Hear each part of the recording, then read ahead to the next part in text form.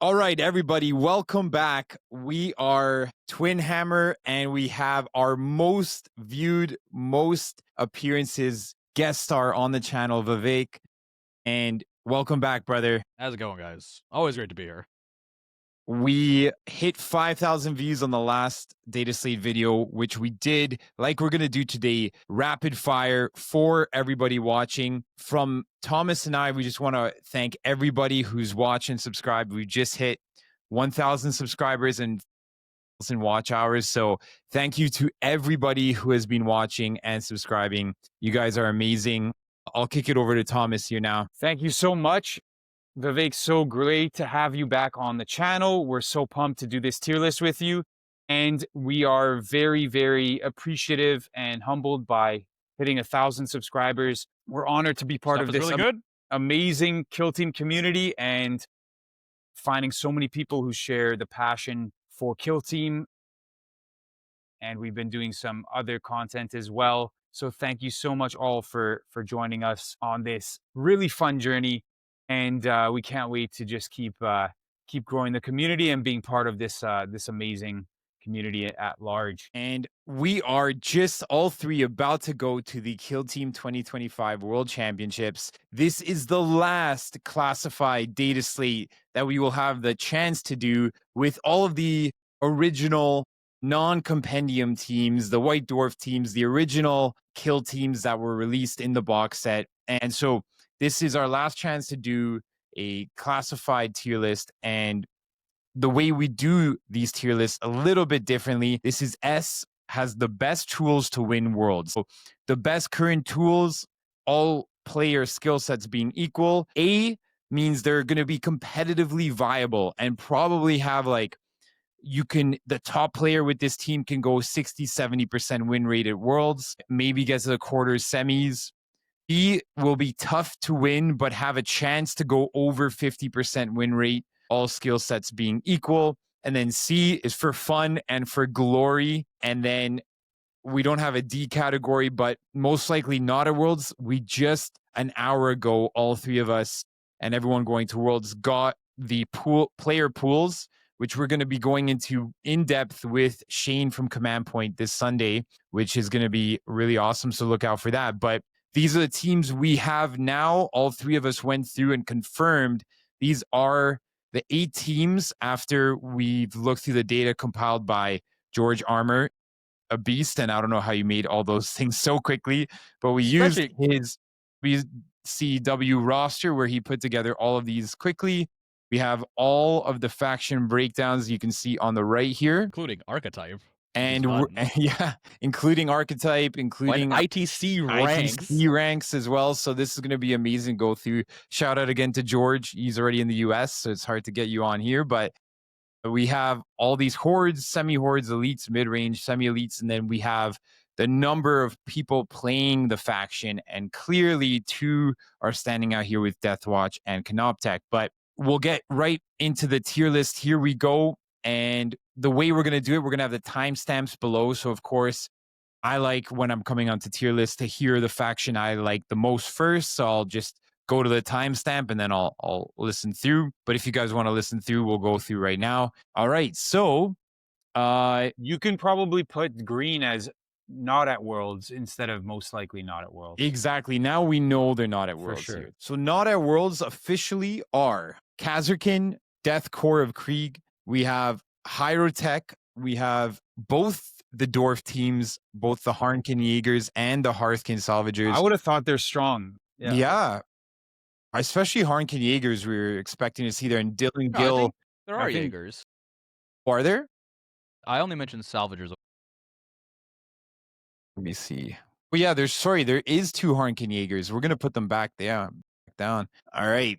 Just Salvagers, but I thought Salvagers would have been a good choice too. Yeah. All right. Yeah, Dylan Gill on Fellgor this year. Dylan Gill played both me and Vivek last year, and he did very well last year. So shout out to you, Dylan. You're amazing on Hearthkin, but they're going to be missing you because you're on Fellgor now. All right, let me go through this list of teams that aren't there, okay? We'll take them off. Deathcore, Pathfinders.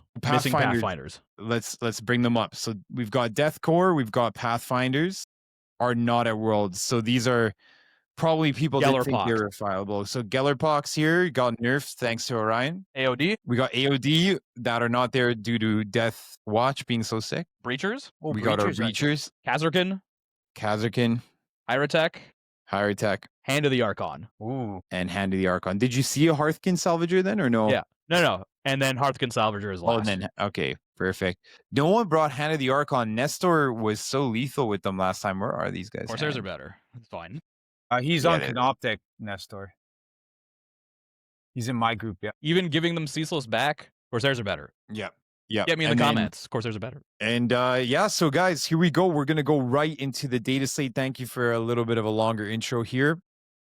And now we're going to go quick fire, fast paced. We're going to do some positives and so strengths and then weaknesses of each team. And then what we think, which tac ops we think are really good for the team, and maybe just touch on if they're better on open or on Volcus or on Tomb World. So we'll just cover enough to give you guys some context on these decisions and then go quick fire and hopefully you guys enjoy. We'll use all three of our anecdotal and some statistical evidence here as well. So we're going to start alphabetically and we go to Battleclade, which Vivek was a guest star on this channel. If you haven't checked out our Battleclade versus Battleclade mirror, Thomas and Vivek went toe to toe. And so where do we think Battleclade are, guys? Solid A. I want to give them the A because they still got a good number of activations. They got good weapons and they have unorthodox play. The network counteracts give them interesting tools, particularly into teams that want to play cagey. Later activations, jumping a guy, move dash him all the way up, get within 2 on conceal. They can't counteract and come hit you back unless they're Deathwatch, and then you network counteract, have that guy shoot. I think they've got some great tools to play the game here and do some fun stuff. They also have the little shuffle equipment, really good into this 33.3% elite meta we're going into. Being able to shuffle all your guys around means you can drastically change the field a lot. I'd give them a solid A. I think they're very fun. I think they got the tools to do this. And do you think they will be like a 60 to 70% chance win rate though? Win all of Worlds? Like a 60% win rate at Worlds. So S, we're going to have the tool to win Worlds, but okay. A is going to be competitively viable. B would be more of an over 50%.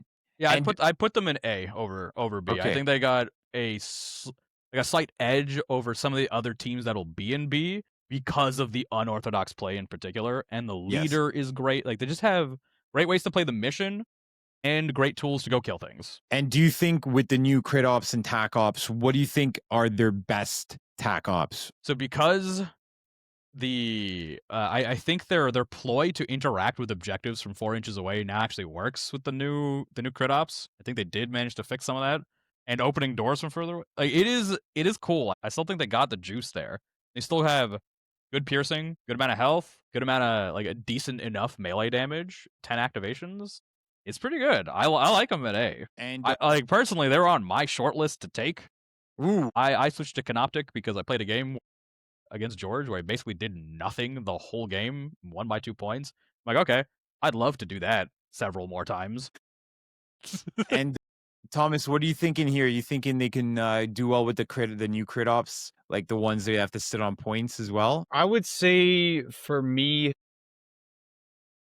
Battleclade are an interesting team. They've got a lot of outside of the box tool set, but I would be leaning more towards B because they have a lot of potential for sneaky play, but they also have just potential to kind of just fold without being able to do all of the cool things that you have in mind to do. And they're also so scrambly in terms of how they work that it can lead to player fatigue over a long period of time. Unless someone's just cranked Battleclade and they're expert at playing them, which, because it's hard to do because they're so different from all the other teams. Unless you have just very specific experience just going, and the few players that took them might be those players, I would be leaning towards B just in terms of they might just be a little bit too complex. intense, a little too complex for the player's own good to be like I can see that. sustainable. To be sustainable, like you might get a few games where all your tricks go off,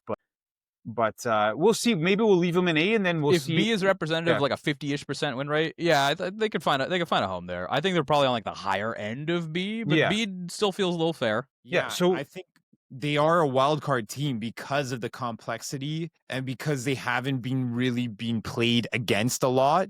I think like for me going in, I haven't really played Battleclade in a while, and I didn't man them like you guys man them in the battle report. So for me going into them, it is kind of a mystery. And so, but I can see if I rush them down, they'd be struggling to get the counter, like the network counteracts and things like that. So I do think B, given the field, I think definitely a B would be great. But we should put them in A if we feel like the B category is getting a little too packed. Yeah, let's keep them there for now. Yeah. Yeah. Blades of Khainr. They are, we got Milton, and of course we've got George going A, right? It's knife's edge, and you kind of sort of need the dice to at least be kind of sort of statistic, but they have enough tools, particularly so they're 3 APL on Tomb World, which is amazing. Charge fight guard, charge fight shoot, all day, every day kind of thing.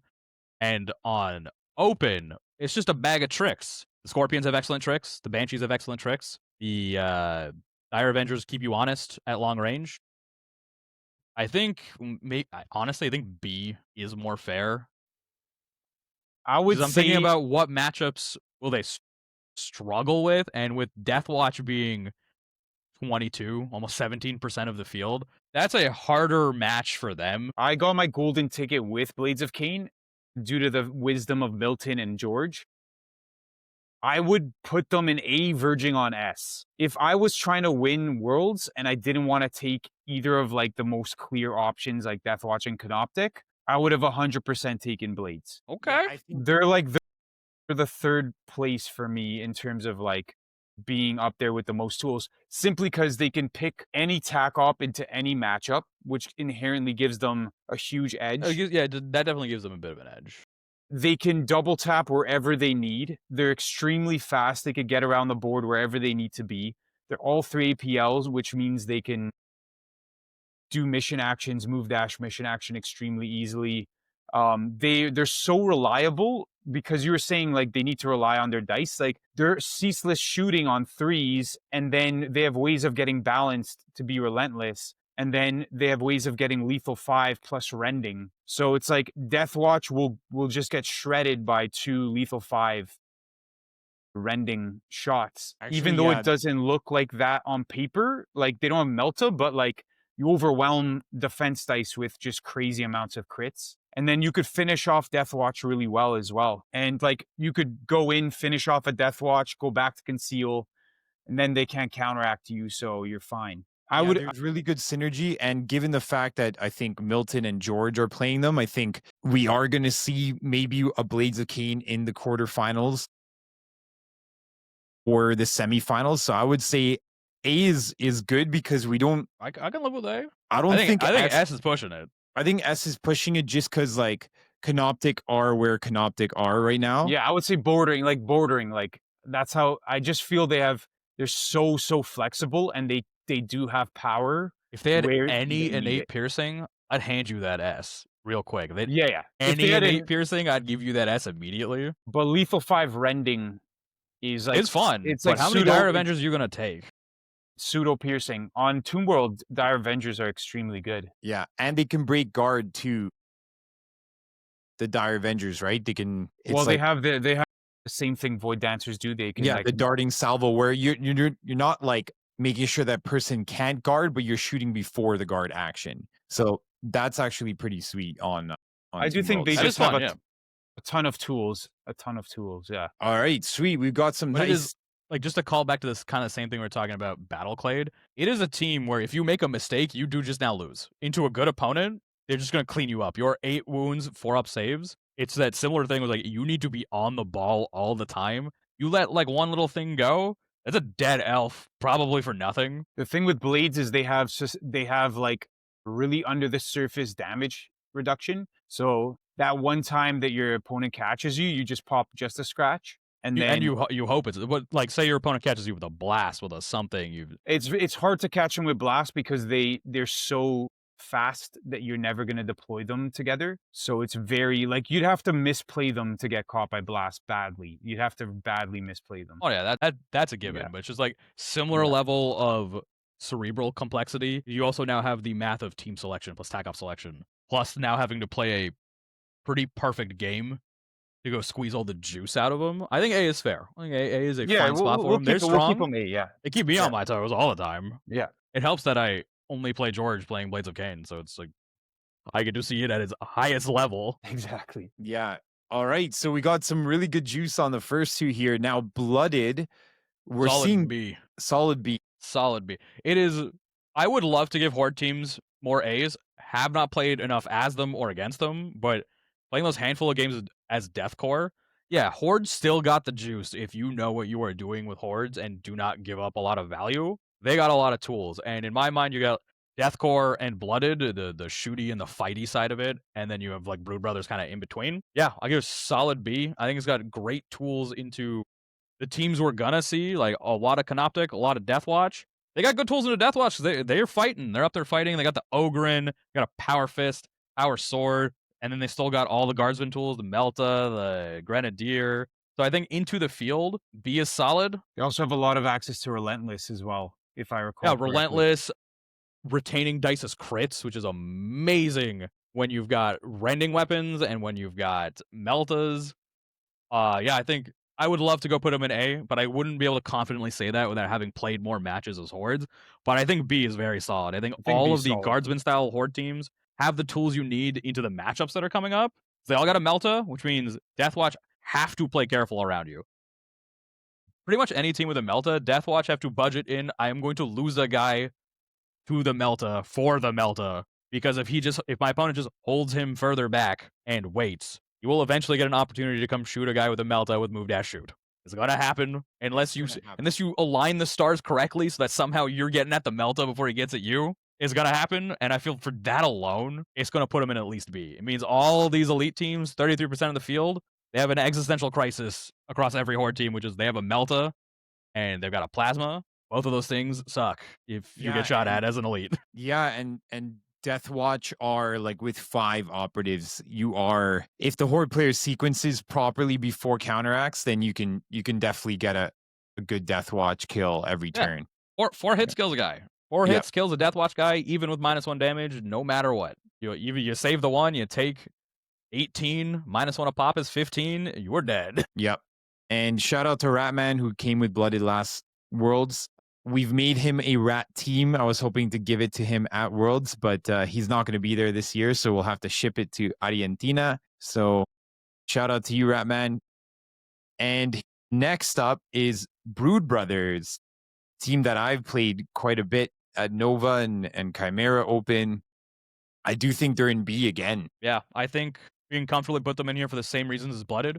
They have the tools into the field, but I don't have enough experience playing as them or against them this edition to confidently be like, oh yeah, they're an A.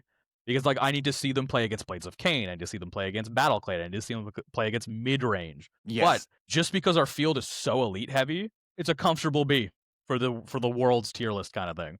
They have the tools to play against the most popular teams, and even into things like Blades of Khainr and whatnot, they have fighty tools, which means 8 wound models gotta think. Because like, oh, I'm not just gonna get shot. I can get charge fought and just killed too. Yes. I think B is like perfectly acceptable for all these style of teams. I would say, yeah, like high B, leaning like almost on the door of A for sure. Yeah, like for all the Horde teams, I'm exactly with you on that. They're like high B, leaning towards A. I just don't have enough data to push them up around anymore. But B, I can like confidently be like, yeah, absolutely.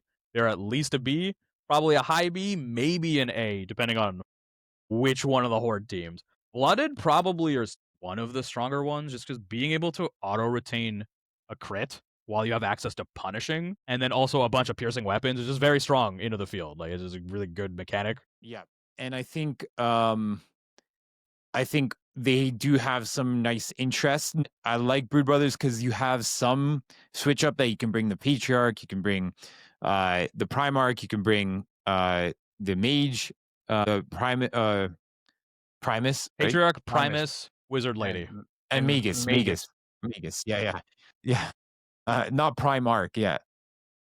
So I think you do have some nice variety, but you do have some nice solid plays there. But I do think what they struggle on is like if you're going to try to stay on objectives with these guys, it is going to be hard because they're all paper thin for sure. They don't really have a lot of defense tools. So if you start losing guys, your plan should be I go stand on the objective after my opponent's fully activated because I'm playing a horde team. If it's safe, if it's not safe, I take guys and go kill the guy who's standing on that objective. Exactly.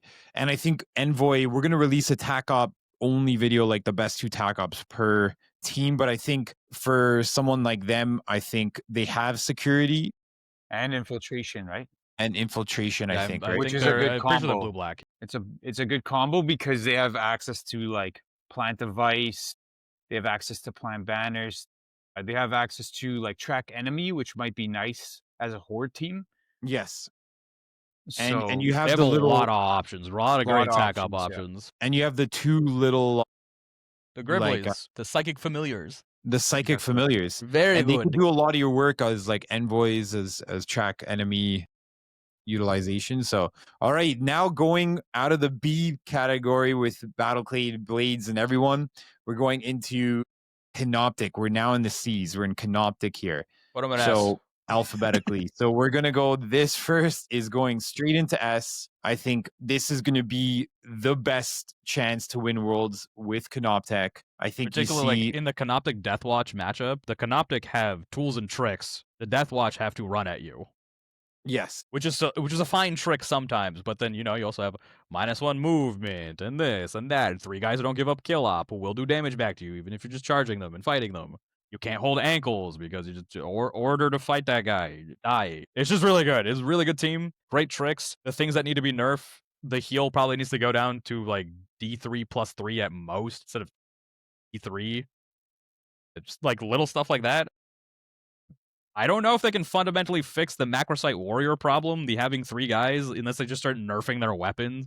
3 dice on the Piercing 1, 4 dice on the Blast 2, like start chunking stuff off their datasheet. Because right now, the Warriors are overtuned, which makes the whole team feel way better because your 3 guys you can give away for nothing. Even if your opponent is activating and coming into your zone and killing an unactivated warrior, it's worth no kill op. So it's like, okay, trading some amount of tempo for I kill that guy, and then psychologically it's like you lost that guy for basically nothing. I'm gonna get one back. Like there's a lot going on. They're S tier. I would say I was discussing with Alex, I could see Canoptek having almost the same number of nerfs as Warpcoven had in a year based on what they were in the World Championships last time, because Canoptek are reminding me of having the strengths of pre-nerfed Warpcoven and pre-nerfed Hyrotech combined. Together, yeah. So it's like it feels like because they have all the save stacking, the just a scratch that Warpcoven had, and then they have the like deny kill op guys come back like Hyrotech had in a way. Like they're 8 men, so you're in that like elite mid range area. So you got a few more activations to play with, and they have the powerful asymmetry that Warpcoven had and that Hyrotech had with like teleporting guys around. Yeah. And the fact that you can set up multiple teleports, as long as they don't move, they don't consume the buff. You can just have them hang out and be like, all right, TP1, leader on engage, hand out 1, counteract, hand out another one, next turn, hand out another one. You got 3 dudes with fly ready to go. And they could hand out multiple APL just through the same. Yeah, it reminds me of also pre-nerf Sanctifiers, which were at the height, where you just have 2 missionaries that would you could load them up each just with 3 do whatever APL. they want because they're moving 6 inches for free. Boom. And when I played Sanctifiers before they got nerfed, I was like, these missionaries can just go kill whatever they want. One of them has a Melta. It makes you instantly win any elite matchup. Because you're reaching for every CP. You're like, yeah, I'm going to kill 1/6 of your team with this one guy. You're going to have to charge fight. If you want to charge fight him, he's also got a chainsword. So yeah. And so when I played you the last week, where you had the Tomb Crawler that could fly across walls, because this is something that not even Warpcoven had, a tool to fly across the walls, of Tomb World. Sorry, like not across, through literally through any you go walls. through Tomb World walls. It's great. Yeah. Whereas when we played Warpcoven last year, you'd have to teleport around, you still have to measure, and you have to do all your movement properly. But this is literally like, what wall? Yeah, I staged up and I just flipped to the other side with the door closed. Like, yeah, you open the door. I'm just gonna fly over. I don't care. Yeah. They also have so many defensive debuffs that even after I did the huge deep dive video, they had so many that Alex was like I went in and they had damage reduction, and I'm like, they had damage reduction on top, and then it's like, oh yeah, they have that too. Like, -1 melee. it's like I said it specifically in the video, but they just had so many that like my mind forgot they had that too. It's just like Just a scratch. The main thing is their firefight ploys pretty bad. You have your sacrificial thrall one, the bodyguard ploy for the leader. That one's great. And you have just a scratch. The other two probably just not going to be used. The one of them is like, hey, go spend a bunch of CP to activate a strat ploy. If you wanted that strat ploy, you just wouldn't spend the tax and would just activate it in the strat phase. exactly. Very rarely you're going to be like, oh shit, I really need this one now with the 4-hour game, like looking at it. And then the animate obelisk nodes is very good when you need it, and you're going to get D3 free ones. I've been rolling exclusively ones for like a week. So I'm probably going to get one free one, but it's still, yeah, it's decent. It's a good pass activation. You can do weird stuff with it. The team is just like great. Like it's a very creatively designed team, which has made it a very strong team to do a lot of stuff. I think if they just didn't have so much raw stats, like it's kind of the Warpcoven thing where it's like you didn't need to give them everything and the kitchen sink. Like you could have just given them like a nice chunk of tools. You didn't have to like give them absolutely everything. I get they wanted to make like a 5-on-5 box, 5 Deathwatch, and then it's 5 Canoptek with 3 Gribblies, but it's really 5-on-5. I think making them just like an 8-man team, kill grade or kill op, they got 8 operatives. Yep. Because the Warriors right now, resurrecting ones, your team doesn't increase in number, but the resurrecting ones count for it. So if you can theoretically get back 4. So let's just say you kill 7 macrosite warriors. That is 7 for the kill grade. That's 7 kills for the kill grade kind of thing. Yeah, the Warriors are too good to be free right now. Yeah, they're too good to be free. Yeah. No, particularly with accurate 2, it means things like elves charging into them. It's like you're gonna 2-tap me, but if you do 5 to 6 damage back to them with the you hit them for 3, die, blow up on them, they're not having a great time. Basically dying to kill a macrosite warrior. Yeah, that was very like the Void Dancer into Canoptek, even after the nerfs. You needed the severe. You didn't roll the crits, and now it's you're -1 damage. I need 3 dice to kill your 7 wound warrior. I think my jaw has never dropped so much in a game where I was just like, what can I do against this? Because when I rolled 4 crits on my lead player's power sword. I rolled 4 crits, so you didn't even have the normal just a scratch. And because you're on the obelisk node, I couldn't choose. -1 damage, so he did 20 damage to a 2 spider. He's up on 1. 2 spider. Don't tell me he rubbed salt in and healed them right after. He rolled, 5 dice melee, and he rolled 4 crits on the power sword with 1 miss. Like, all right, balanced reroll into nothing, and it's like, all right, it's 4 crits should be enough. It's like, nah, man, that's 20 damage. I have 21. That's the thing. 21 raw wounds with like so much.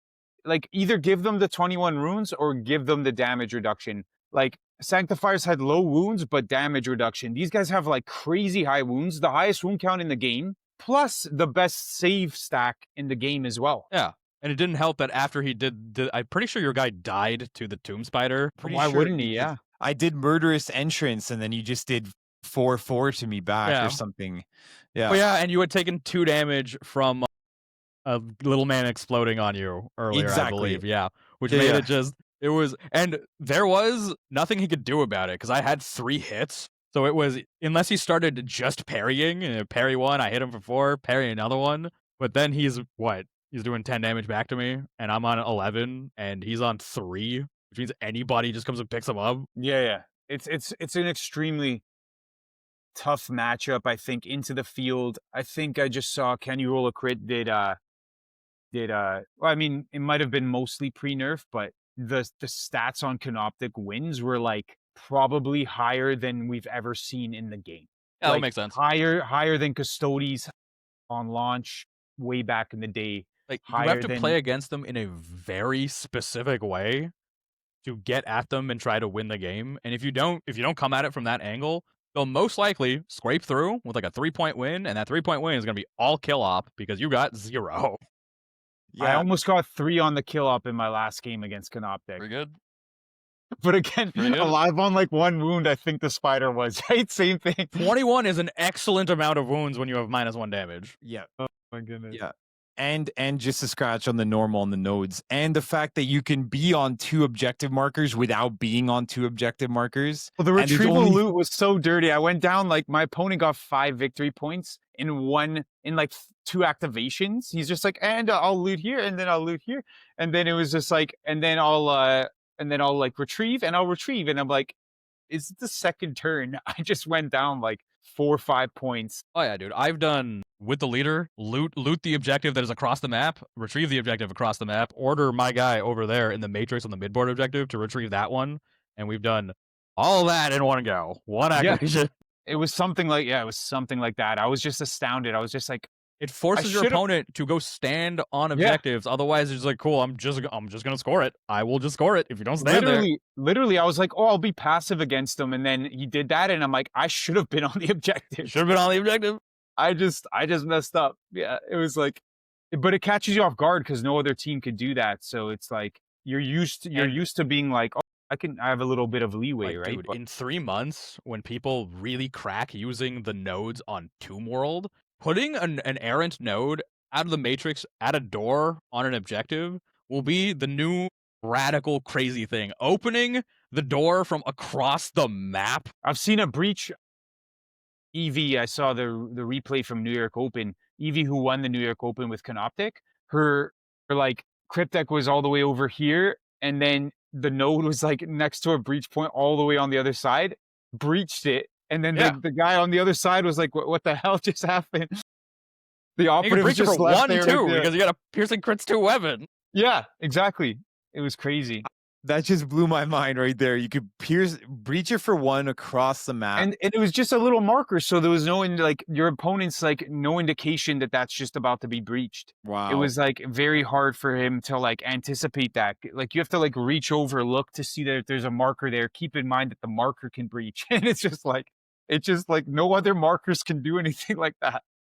It's like, wow. So I think, guys, we've established this was like over like 12, 15 minutes on Canoptek. Here we're gonna well, it's blast worth through it. They're the main this they're the is main all- antagonist here. They're They're Yeah, all look. protagonist. They're 14% of the field, so spending Yes. 15 minutes on them feels very fair. I think this was I was gonna say this was very well justified due to their like crazy amount of win rates, and I do think Thomas's words of mark my words, there'll be 19 nerfs just like Warpcoven by next year at this time. I think there will be, just to get them in level, but it's Tomb World, so we're in the Canoptek tomb, and we got to play their game for now. You know, it's pretty thematic. So now going on to Chaos Cults, where Dave Seafried, shout out Big Shout out to Poppy, Seafried. he's been doing really well with them, and he's so humble. He's been using 14 operatives, like they're 14 operative team. But there are a lot of GA too, so it's not like a crazy amount of activations. Yeah. There's still a lot of operatives to manage, and the brain load's quite high. And apparently the way that people play against Chaos Cults, because they don't have a lot of shooting, is just to, you know, Basically. put the Great Wall. He said that everyone sets up a Great Wall, like, you know, barricades. My man Different. Seafried knows you do not do Great Wall against Canoptek. He did exactly what he needed to do. You cannot do Great Wall against Canoptek. Yes. Don't try to do it. You have to time everything. Everything needs to be tempoed out correctly and give up no extra value. Your little guy's only 7 wounds. You need them to get to big, to the 13 wound, and you could think about taking some damage. Before that, tempo.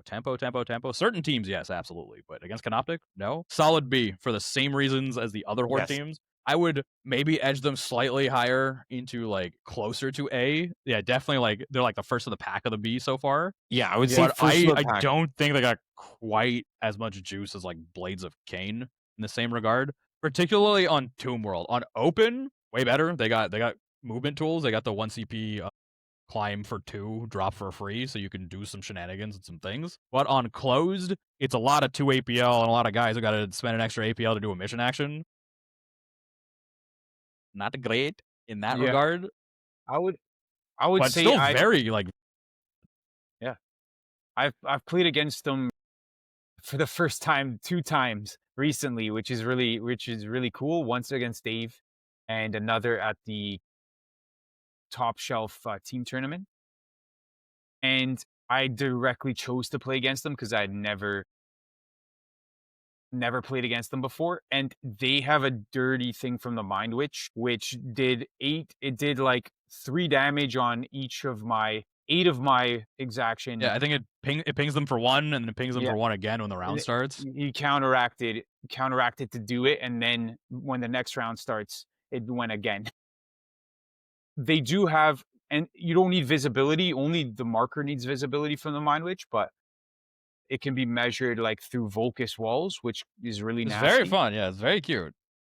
So they do have some surprising tech. Also, they have ways of getting a lot of so that's one example of out of activation damage. And then when they charge in, they do like D3 plus 2 or 3, I think. Yeah, they got I think it's just D3. Or yeah. Maybe the 13 wound guys are D3 plus something, but it's at the Yes, very I think least maybe the third. Yeah. So that can really swing. Yeah, it can really swing like, some key fights. Some key fights, yeah. So I found them surprising. Like they did a surprising amount of damage to me before we were actually even in the sequence of fighting. So I think they do have like some juicy stuff there. And I think in the hands of a good player, I think top of B close to A is a good place for them. Yes. Yeah. Like, because we said A competitively viable could get to a 70% win rate and get to quarters or semis. I think it is possible. Obviously the Canoptek matchup hard. The Canoptek matchup, I think, is the most difficult there. The Deathwatch one is also pretty brutal. Yeah, because you got Horde Slayer and stuff that could just come in. You don't have the existential threats the other Horde team has. Like you can charge a guy and have 4 or 5 damage, which is fun, but it's not a lot. Like it's not hugely existential. Like if you run an all melee roster, you can just shovel everybody up and like figure it out. TP2, just charge around. Because the 7 wound guys you'll kill instantly. They will melt to bolt pistols, melt to anything. Yeah, they could also do 1-hit KO through the digital. Yeah, you could digital weapon with anything with 6+ damage, which I think every fighty operative, except for the 13 wound, the Phobos man, double strike man, he has 4/5. But he could double strike. He could double strike, so it's problem solved kind of thing. Yeah. It's one of those ones where it's like they could just stage up and then everybody goes forward TP2 to do offensive stuff, and you won't have enough damage to try and pick them back up fast enough. Especially I think it is a hard one. Yeah, because Chaos Cult ramps into the game a little bit more because of their mutations getting more and more. Yeah, and in that matchup, Deathwatch wants to try and basically do all their damage TP2 because they do not want you to Pokemon up as much. Yeah. All right. So I think, Dave, we're calling you definitely, I'm thinking he's going to be 60% win rate. Or He's more amazing with them. If he plays like he played against me at Chimera, yeah, dude, 60% win rate, absolutely. Put my Corsairs in A tier immediately. A tier. They instantly beat Deathwatch. My apologies. Deathwatch are my spirit team. I got 6,000 points to Deathwatch and 40k. I happen to have exactly 1 Corsairs kill team. It is so uphill for Deathwatch to do this matchup. On open, like it may as well be a sheer cliff.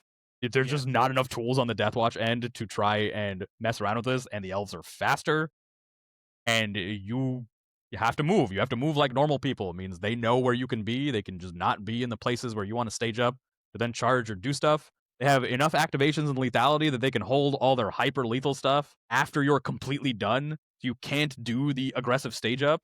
The Pistolier will one tap anybody, not the Aegis. You know, on like a pretty reasonable day with Melta plus Shuriken kind of thing. Like if you roll up, if you get the Relentless, if you do the ploy for Relentless, or if you're like, dude, ammo cache plus the balanced ploy for days kind of thing, and you should be able to one tap a Space Marine, a 15 wound Space Marine with the Pistolier.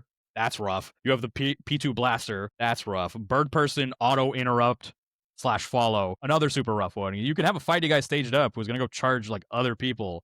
And then the bird person can just reposition to get closer to that guy and further up the board to go charge your gunner. Your gunner is not going to have fun peeling off a power weapon guy with 3/4 fists. He'll get there eventually, but he's not going to be happy about it. Yeah, no, the Deathwatch gun, like the Deathwatch ranged operatives, as I said in my breakdown, they all have weaknesses because they don't even have access to combat bleed. So yeah, they're all 4 dice, 3/4. 3/4. It's like pretty like average for a 5-man elite team is pretty. Like 5-man elite is cool. It's 1 fewer operative than I'm used to killing. and they all have like 1 extra wound. Even the Gravis guy, he's cute at 18 wounds. The Pistoleer will go up and do 18 damage. Like that's not a huge problem. And No. Corsairs have the ability to reach into the Deathwatch half with the asymmetric. Yeah, Like- and then the Shade Runner, our boy right there in the picture, he's another out of phase, so like not attack related damage is amazing. Be like, oh, that guy's on 3, saying he's dead. I don't have to do anything. I agree with you. In this meta, Yeah, the The meta is what's Corsairs- pushing them up to A because Deathwatch are so popular and it's an excellent matchup for them, pushing them up Yeah. to A here because so much of the field is Deathwatch. Into Canoptek, they have the tools to get kill grade. That's the main thing. Like, they are fast enough and lethal enough that they can go find their Reanimator and Accelerator and try and kill them. And they can 2 activation to Tomb Spider. They could 1 activation if you get like a little lucky. Fusion Pistol plus Shuriken can do some work. Your big one is Justice Scratch is very annoying for a Fusion Pistol because them ignoring 5 damage, not fun. But with everybody also having power swords, it means you're fighty and shooty, which is what Canoptek does not want to deal with. You also have infinite range P2.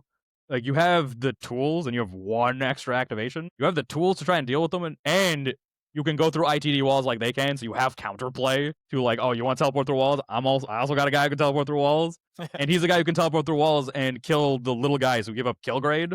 I think there's play here into Canoptek. And into other stuff like Blades of Cain, we're playing a very similar style of game. Blades of Cain have way more flex and way more options with the 3 APL and all of their built-in tricks. But, we're rocking the same chassis.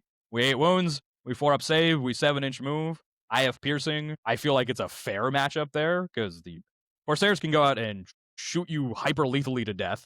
Pistoleer can go get 2-for-1s because he gonna kill someone with a fusion pistol.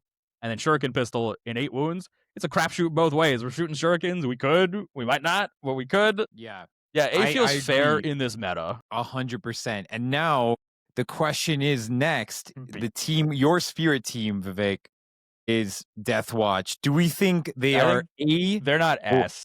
Yes, I think they're A because just as we're saying, like there's so many teams with Yeah, counterplay into Deathwatch. I think the double counteract is nice, but just having like when I played Deathwatch, I wanted to man them for 4 games for a tournament. Getting used to having only 5 operatives and that spread. If you hang a guy out and, for example, Void Dancer Melta comes get you, Corsair Melta comes get you. Any of these Meltas on the Horde teams come and get 1 guy. Now you're down to 4. Just covering the ground of the entire map is a challenge, right? And I started bringing the double guard Deathwatch I love the operative marksman. just for, you want to bring him just for that control of, let me get to my counteracts first before. And then you can have the guy on guard and then do everything under the gun, have everybody staging up with the guard man watching and protecting, Yes. setting up your counteracts, which gives your opponent that bit of a psychological tool being like, am I going to throw a guy away to trip the guard? Oh, wait, he reguards. What's the point? Am I going to throw 2 guys away to try and crack this room? That sounds like a lot now. Yeah. And having guard on open, just like the Death Marks used to have with Hightech,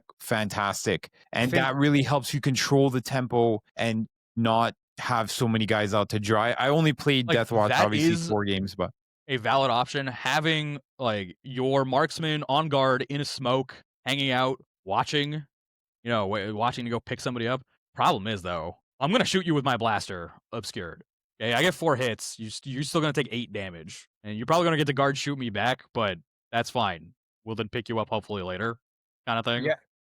I would say they need to get a lot of psychological benefit from the guard Mm-hmm. because if that guy guards, he can't counteract anymore. Well, only if he takes a shot. So you can guard to threaten it and then plan to counteract later. Yeah, exactly. But if you as the opponent like allow him to threaten that guard and then he just gets the counteract afterward, then you've just played into their advantage. So it's like you have to, it's a delicate balance, but you'd have to try to get around that. And they only get anti-obscuring for 1 shot. If you give it to him during their activation, it can be for 2 because it's for the whole activation. Exactly. Sorry, yeah, like if he does the guard. Because it says upon shoot action, and then it says until the end of the activation counter action. He'll get the 1 guard shot, ignore obscuring, but that's all you need into an elf. Yeah, but again, it just depends. It's like you have to play within that counteract window, I guess. But it'll be like a thing, but if you respect Personally, it I want too to put these much, guys yeah. in B tier.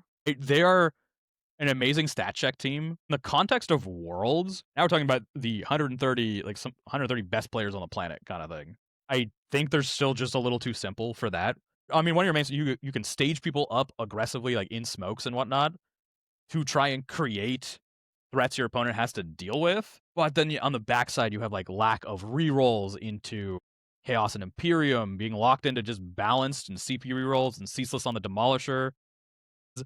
One bet, look, you charge a macrosite warrior and you roll nothing, and they're like, I got accurate 2 and I rolled 4 hits and they do 12 damage back to you. You're not happy. Like, super duper not happy. And that is a thing that can happen a fair bit with 5 operatives that you cannot lose. Yeah, no, I did. You lose one for nothing, that's basically game losing most of the time. Yeah, I did put that as one of their main weaknesses in my guide, is that for 5-man team that needs everybody to do work at the maximum like threshold, they have still the capability, like the whiffability potential is there in a large way. One of the special issue ammunitions should have been ceaseless. That's what I was saying. Like the special issue, it gives them all these like, it's like almost drum like magazine. They're they're shoot all a like- lot more. they're all just win more. They're all like, it's like if you get a good roll, it's gonna be crazy good. Yeah. But if you get a bad roll, the special issue ammunition doesn't do It's much. like, it for ain't gonna you. save you. Or purity seals. Like if they had purity Yeah. seals on the team, They it don't would have feel purity better. seals. The purity seals could replace digital lasers. Digital lasers is ass. yeah. Once per Because it's once turning per point. turn. Digital lasers should be once per activation, not once per turning point, for it to even like be thought about. Yeah. Every now and again, one tapping an 8 wound model is not like super duper great value. Yeah. And as Thomas mentioned, it's only on fighting, not retaliating. Yeah, it's not on retaliating, None of their rerolls are on retaliating outside of CP which doesn't reroll. help because most of the time you retaliating because you have 5 activations. Like I'm gonna be charging you. Exactly. So on unless it's command reroll, that's their only retaliation reroll. Yeah, exactly. So it's like I want to put them in a B, but I understand why you could also be an A. From my perspective, they're B because I understand all the things that dismantle them bit by bit. Getting out activated is really rough. 2 APL counteract is cute until you have nothing to do with them, until your opponent decides to come kill you. Yeah, And then you're like, all right, I'll counteract and kill your Melta now. It's like, it's fine. He killed a Space Marine. Go ahead, kill him. Kill another guy. I'll remove an extra guy for you. Yes. I think we should put them in this A. Like they're But still below Corsairs, because Corsairs will farm them.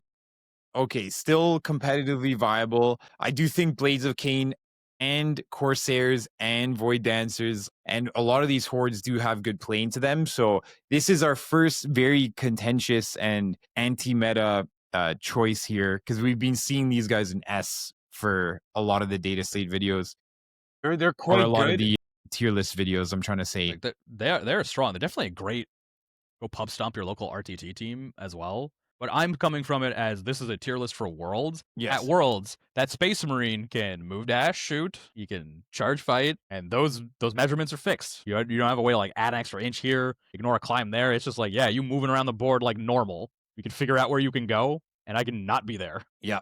All right. Thinking of now, we are Mr. going to announce. Higginson. We are going to announce right now that we have 2 Canada players that have won Best in Faction already. We ain't even there. We're still in Canada. We already won 2 best in factions. It is still October, and our Team Canada players are already winning Best in Faction right now.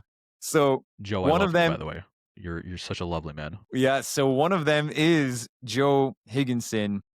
And he's taking his beloved, freshly painted, freshly built. He rebuilt an entire new team with an entire new With a new display board. Yeah, the display board is hot.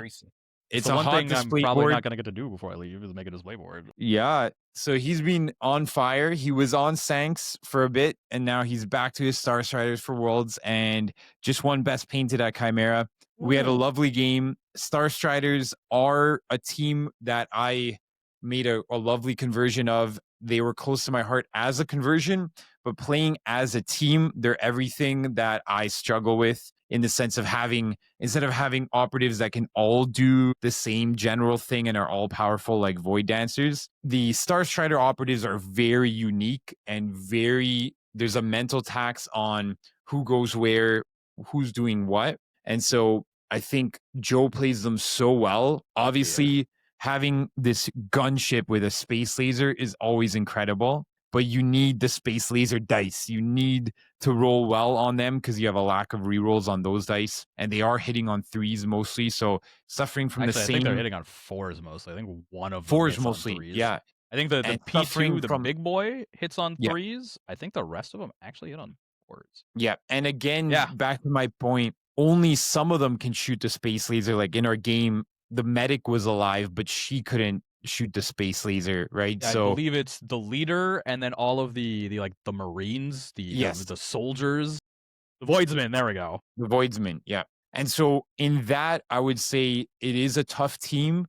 You have, I know Fellgor is going to be there. Goremongers will be there in a little bit. He does have, however, a great match again into Deathwatch, right? But So not into Canoptek. but not into Not Canoptek. into, not fast enough. You can't move dash shoot the laser is the big problem. And Yes. having to measure out for move shoot, really easy. Particularly when I can make you -1 inch on movement. Yes. Stay there with the space laser. Yeah, and so I don't see how that Canoptek, and we're in the same group right now, and we have 4 Canoptek in our group, and I don't see Void Dancers into Canoptek and Starstriders into Canoptek.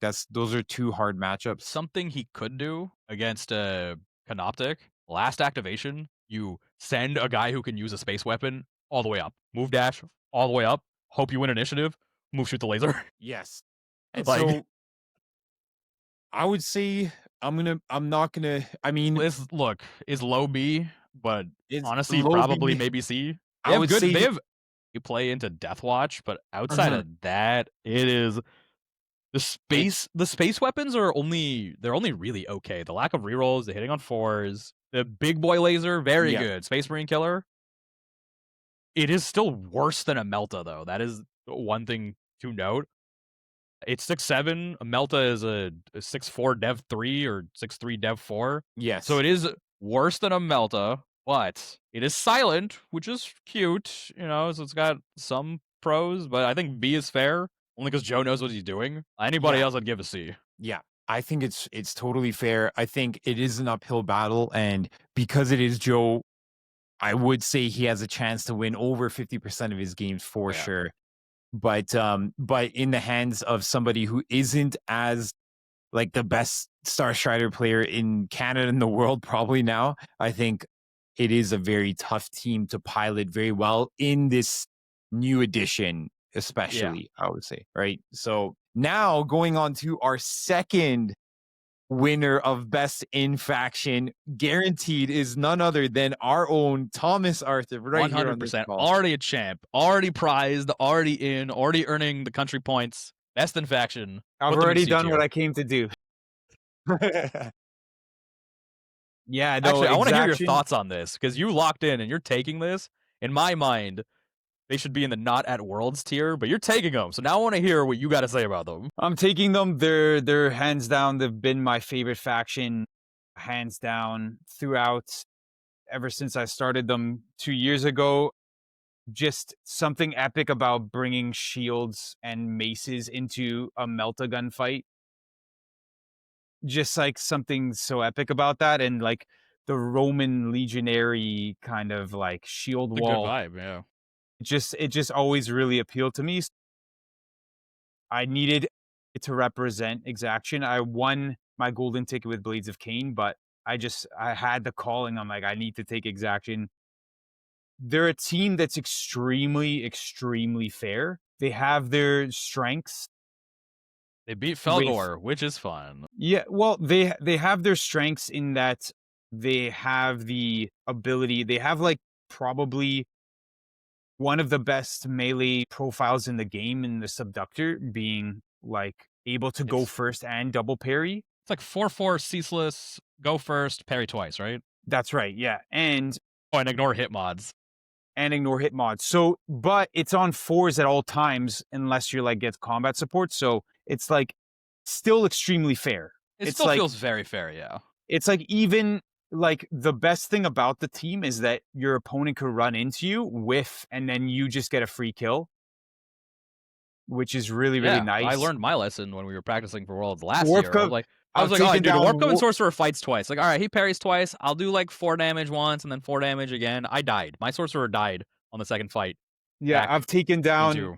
Legionary Chosen Yeah. with the Subductor. I've taken down Angels of Death, Assault Marine. There's They'll a kill crazy anybody. there's a crazy amount of like good juice that I've got. The thing is, the team is like it's very like teamwork based. So unlike other teams, which they have like a quarterback like the Canoptek, where they can just do super powered stuff to certain people, or like have like Corsairs that have, you know, Starstorm Duelist,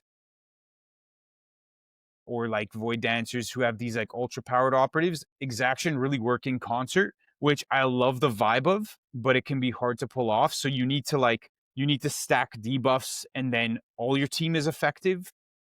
Like there's no one person who's doing the job. They're all collectively doing the job. So the damage is more done through like attrition, because you have 11 operatives that all do like a nice even spread of damage across the board. And that's the beauty of the team. It's like 4-4. Like there's never been a team that had just 4s everywhere. It's almost like the entire team can do 4s, but very few can do more than 4. So it's like it's a very fair team, and I just love the vibe of them. I would put them into either bottom of B or top of C, just being I'll go honest. bottom of B. I'm thinking about elf matchups and stuff. I think bottom of B is fair. Yeah, just being honest, like they are a team that's very hard to pilot because they've got 11 guys all on 28 mil bases. So when you think about it, it's like a horde, but like everyone's on plus like 1 inch, more than 1 inch base size. Even like navigating where they're gonna be can be a little trickier than if you have like all 25 mil. Which it's again, they're just a little bit harder to pilot just because they have all this concert working in concert feel. But I still think they're strong enough that I'm quietly confident into like everybody. Yeah, I think they're a nice sleeper pick because they have tools. Like the Deathwatch matchup, they got the tools. All these elf matchups, they got the tools. I think maybe Canoptek is like the struggle bus one, because Canoptek will just opt to shoot you all the time instead of ever fight you, kind of thing. Yeah. And so I'm quietly confident. The worst matchups, I feel like I'd have to play perfectly, but they're doable. It's just like it's gonna have to be like a near perfect game in some of the harder matchups, namely Canoptek and some others. But I'm quietly confident into most of the field as long as I can play a solid game. But it's going to be very fair. So it's a very skill based. You do things right, you stack the odds in your favor, and then hopefully things go well, and then you have a chance of winning. So they're a very fair team. I think like right in the middle of everybody is probably where they should be. Yeah, amazing. And yeah, it's so good. We've been discussing like the viability of taking your favorite faction or going with like a faction that you haven't really like. Last year I felt like I had to just like everyone was on Warpcoven because we were the Brotherhood of Sorcerers. Last year I should have listened to my gut and taken fucking Deathcore. I would have had a great time. Yeah. And so I think it's really cool that Joe and Thomas won already their best in faction, because they've stuck with these teams that they are traditionally harder in the field. And so big ups. And now on to the Birdmen. I think it's A, man. I think it's actually A right now. You think it's actually A? They play the missions really good, and they have a lot of activations. They got a piercing 2 guy. They got a stun on a stick guy. They got some stuff. They got fight first. They got 1 CP. I swing first. But it's weird. Look, this is definitely a more esoteric opinion. Yeah, 100%.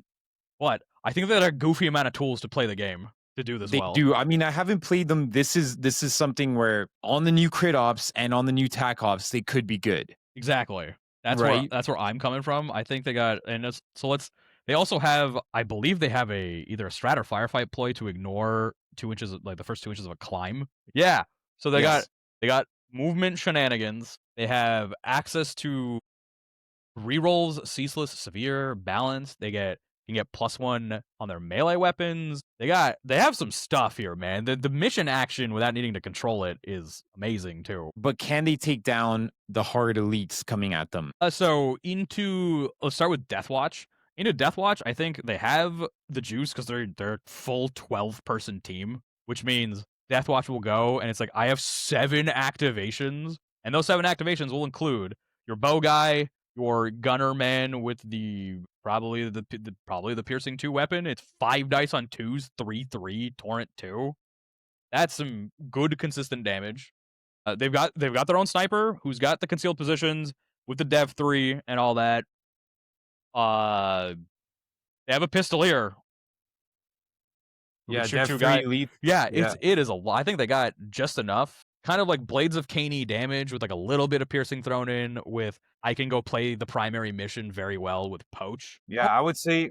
Sorry, and even Call the Kill, the Strat Gambit, where you pick an enemy and everybody gets balanced into them. That's amazing. Into a 5-man team, it's like, balancing this guy, we're taking him down. Then balancing the next guy, take that guy down. Balancing the next guy, take that guy down. I would say they're a team that, they're definitely a lot better in this set of TAC ops, simply because Poach, I think, has amazing synergy with, Plant Device and Retrieval. I think Poach has incredible synergy, more so with Plant Device, but Retrieval even. So I think that gives them an edge. I think they could fold quite quickly if they get their positioning wrong. Then Deathwatch, they're the kind of team where Deathwatch they got the same kill 5 guys, 6 guys in a row. Yeah, same issue as basically any other Horde team is if you fuck this up, you don't properly move block, you let your opponent go multi-charge, phase sweep, kill 4 guys, and then shoot with a blast pistol and kill 2 other guys. Yeah, rough. So that's their difficult part is that you have to play a Horde team. And they're all on 28 mil. They're all on 28 mil bases as well, which I just they're realized. also on 28s. So they're 12 operatives on 28 mil bases, which is hard to position everybody in the right spots. If you think about how much space that takes up behind heavy, it is a fair bit of space. You run out a little bit of well, on Vulcus, because you have that ignore the first 2 inches of climb. You have that helps them out a bit. That helps them out a bit. I like A, which is definitely an oddball opinion because nobody's seen them for a while. But I think Kroot are always, just because of Poach by itself, always have a place. Horde team with Poach means I have last activation. I can do whatever I want with any objective this guy can touch. Because you can have 200 APL on it, doesn't matter. I'm going to mission action that. And with Plant Device right now, the fact that so many objective missions, 6 out of 9, like we were talking about in our deep dive, Vivek, 6 out of 9, you're staying on it. So you just plant the device where people are. And then that's a nice couple points if you could get it on their back objective as well. Yeah, you go slam that plant device on a mission like loot, and it's oh, sweet. Thanks for the points. You're going to have to be there all the time. You're going to be here all day, every day looting this. Yeah, it's really, really, really strong. Really strong. And so Fellgor, and now shout out to Max Hannibal, who A-tier. Demolished the TAC ops the last round and got so many golden tickets with his converted Fellgor team. He's won every best painted for a year. Yes, I think they are very strong. Their mechanic is just so good for 10 games, 40 hours of gameplay. They're one of the few teams where it's they can give you full safety for making a mistake. Yes. No, that guy got frenzied. Shit. All right, cool. He's going to charge fight that guy. Oh, he killed that guy? Neat. Okay, now he's dead. It's totally fine. It's totally fine, everybody. We did it. We got there. Yeah. And it's like the tide that doesn't die. I think it has flank. Even with their nerf, I think they have staying power on objectives. They have the ability to go into Deathwatch, Angels of Death with the blocking ploy are not there anymore. The double parry on the Angels of Death, that's no longer a thing. That's in the meta. Angels of Death aren't even at Worlds, so I think he likes that. I think Canoptek will still be tough, but against elf matchups, he's loving those elf matchups to tap any elf. Canoptek will be tough on closed in particular, because my god, it's -1 movement and the doors are always closed. What do you do? That's going to be tough. But I do like them because even the double tap from Blades of Khainr, if you don't get the crits, they're still frenzied, right, Thomas? So I do like them. I think they have this staying power, and they're all. And it's so flank, he's man. so good with them. Yeah, plant banner, and then route. We were just saying route would be very good for these guys too. Yeah. Okay, route would also. Route could work, yeah. So let's see what Max says tomorrow. We're gonna go. Shout out to Max. We're going to his house for a practice, deep dive practice. Deep dive. Super Strategy Saiyan session. training. Go to our training regimen like we were here in the basement at Twinhammer. So I have another training. Speaking of a dying tide that doesn't quite die on the first shot, Goremongers, Fellgor Light, they, on the other hand, really struggle into Blades of Khainr and probably Deathwatch, And which anything that Canoptek, like attack- anything really. anything that can double tap them. I think I loved the team before they got their nerfs, just like I loved Mandrakes before they got their nerfs. They need to bring the rerolls back to wrist chains. That was not necessary. Yes. Yeah. Once per turning point, a ranged attack with rerolls. I would think maybe they're a little easier to pilot than Battleclade, and you still have that unending. Yeah, they're like a solid B tier because they still have a decent rushing down mechanic and have good attack ops that they can play. I like But route they're now going is to made for struggle. them. I'll struggle a little bit with all the layers and layers of nerfs. Yes, because they're fast, but now you're making more decisions. Do I keep the blood token? Do I spend it to get that extra, movement? Another big problem into hitting. Canoptek, taking 8 damage does not matter if the transdimensional is going to banish your ass at the end of it. Oh my god, bro. That same thing for Fellgor. Now that you don't, yay, frenzy, and how about you just die? That's the thing. We were talking about Canoptek, and like we hadn't even mentioned the transdimensional isolator being able to shoot 3 times, and we talked about them for 15 minutes. That's how many strengths in other aspects they have. On top of But everything else, they have yeah. anti-Fellgor and Goremonger tech. Yeah, it's like Goremongers literally, if they do not want to see a Canoptek in front of them, they really, really do not. No, because the Canoptek player will just wait until he can start picking people up for free with the transdimensional, with shoot, You order, kill- shoot, counteract, shoot. Could kill 3 of them in one turn. That's it. That's game. Yeah, and Well, I played a game against Henry. Yeah, Henry. David Fage's mentee, where he played Goremongers. This is like I think my first game as Canoptek, and I shoved 3 warriors up, being like, charge my warriors. He charged and killed all 3 unactivated warriors. I killed 3 Goremongers back for it. And I felt like really great. It's like, sweet. Yeah, that's totally fine. We got 3 dead warriors. We got 3 dead Goremongers. This is great. yeah, That's just because like a dirty trait. Yeah. those warriors can just zip around a wall, clip 2 Goremongers for 2 damage. That's it. Now they got to heal with their blood, and now if they want to come into the room, you're just gonna hit them for 8. Yeah, it's a rough. I'm It's- honestly I think it's hesitant rough. even to put them in B now that we're talking about it. Probably the lower. I'd put them below Exaction for sure at this point. Because against against the 2 most popular teams, they have a rough matchup. Their match into Deathwatch isn't Like Deathwatch, maybe not. crazy. Maybe not The main so problem much. is Yeah. if the Deathwatch is playing aggressively and they're playing under -1 damage, your life is painful as the Goremonger. Going from Yes. 4/5 to 3/4 into 15 wounds, not ideal. Yeah. So that's And they I can still think- 2-tap you, I think. Yeah, I'm 2 gonna- 2 crits with digital weapons will still get you. I just did some rearranging here. I think this is more. I think this is more of Yeah, like it feels about right. this feels pretty good. I think the Battleclade is going to struggle. I think Exaction have a little more tools right now, and then Blooded, they're just so they can die really quickly. So I just did a little flip flop here for Yeah, those that's- who have been watching. I think for the minutia, that is a pretty reasonable order of things here. Yeah, I think yeah, it who's could next? be the order could switch, but yeah. Ooh, Hunterclade? Here's the There thing, though. is I Hunterclade, have literally never seen this team played in any edition of this game. I have a tacit idea. I've read every single team. I have a tacit idea of what they can do. I have never seen them be played. I would struggle to put them anywhere here. I'd I've put them in heard the good things unknown because I about know them. nothing about them. So I played them in our battle report against George, and since they've been buffed to another Sicarian warrior, so you can go 5 Sicarian warriors, and then so 5 you pick up Skitari. 70 Can you imagine the wounds? Skitari have like 3 access to piercing weapons for your little guys, and then your 5 big guys could fight twice. They have 10 wounds, 4 up saves, 4 or 5 Ooh, damage. lethal 5-up shock. Just They power are- weapons, 5 dice, 4/6 rending. Yes, they have the tools. I would say they're easier to pilot than Battleclade. They have 5 amazing. It's a super cool team where you have 5 amazing operatives that can shut down rerolls or be super I hate that. amazing in That's actually- combat. Yeah, dude, let's give him a really strong. solid. I'd give him a solid B. I would just say based on what you definitely said. above. I think definitely above Blooded right now. I'd say because they can shut off rerolls, it puts them in a very good spot. And I you would could put them take- below Blooded, specifically because Blooded have retain a crit punishing. Like rerolls are a little less important for them. Yeah, you can take 5 of the infiltrators who have good.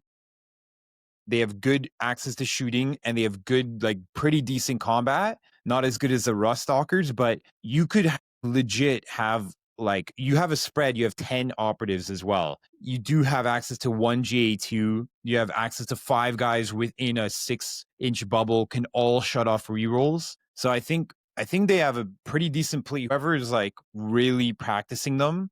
Obviously, your guys have 2 APL, but you have a Dictat that can give the 3 APL buff to somebody. And then I do believe you have some access to free mission actions. I gotta 10 I gotta think. guys. I gotta look back on that. I don't have the rules in front of me. I don't know where my cell phone went, so I can't check. But I would say just in my gut instinct with all those rules combined, I think if their buffs didn't cause a debuff once they were on as well, like your actual orders that you send, kind of like orders, but you have 4 that you have to choose from in the game. So I would say that's a good Yeah. spot for them right now. I like these guys. They're Inquisition. really cute. Inquisition. I think solid B still. The changes to the way they interact with Khazarkin, losing access to the recon deploy that lets you do strat phase dashes and whatnot, is not great. And the team Yeah. is basically eating nerf after nerf. They Their one have. cute thing is still counterspell, which is great. The auto savant and being basically infinite CP in this meta is also great. But I think solid B, they have the same tools as the other Horde teams plus counterspell, but they lack some of the other tools those Horde teams have to do stuff. Like, for example, Deathcore, I'd take Deathcore over Inquisitorial Agents. It's like, okay, you have conditional Ceaseless. I have Ceaseless Accurate 1 all the time, no matter what. In all of Yes. my shooting against anybody is way better than conditional Ceaseless against 1 target. I can also think- get Accurate 1 Ceaseless on my melee if I feel like it. Like, it's just... I think that's their main weakness is like they might have the damage, but their rerolls are so locked into the one. Yeah, their damage comes from a Target. lot of that opportune target, and if your opponent doesn't present you that, you lack the flexibility to then go hit the other target that presents itself I think without they having have- to use your once per game move the thing. And the Khazarkin buffs have no effect on Yeah, the Inquisition Khazarkin right buffs now. have no effect on what Inquisition care about, which is just the data sheets. And then what access to TAC ops do? They have everything. Everything. They just They have- have any tac op selection. is So I think cute. that makes them stronger That's actually in the hands I of a do. good player. I think that puts them higher for sure because a good player, like who really knows, and we're talking about the world championships here, whoever's bringing them. My is- argument would be like the good player playing the slightly better Horde team with fewer attack op selections would probably do way better. Because I have better tools to play the rest of the game. Like, it is fun having access to all the tac ops, but of all those tac ops, for example, most of the red ones are out. You're not going to be doing that as a 7-wound Horde team. You're really not going to be doing route. Yeah. You're not going to be doing dominate. It's like one of those archetypes is already just out. Sweep That's and clear, you're definitely not doing. You know, the APL to do it. So, like, red is out off the bat. So, really, you're looking at they have one extra tac op archetype, which That's is true. they're probably their team most likely out of the box being Inquisitorial Agents is probably security and infiltrate would be their core ones, and the bonus they get access to recon. I would Yeah, agree with so that. I would say this is a good. Do we think they're above Exaction or below? I'd say That's a tricky one. They still have good gunners and the best comms. I would say let's keep them there because of Yeah, I like the it. Yeah, I attack think skill that flexibility. seems That's nice fair. there. Yeah. Now Kommandos. High B. A lot of wounds. Charge from Conceal is very good. Really? And end of firefight phase, fight somebody. Crump them. You have Yeah, so 11 I- activations. Yeah, I think you're 11 activations with the bomb squig and the garrote. Garrote is also very good for scoring.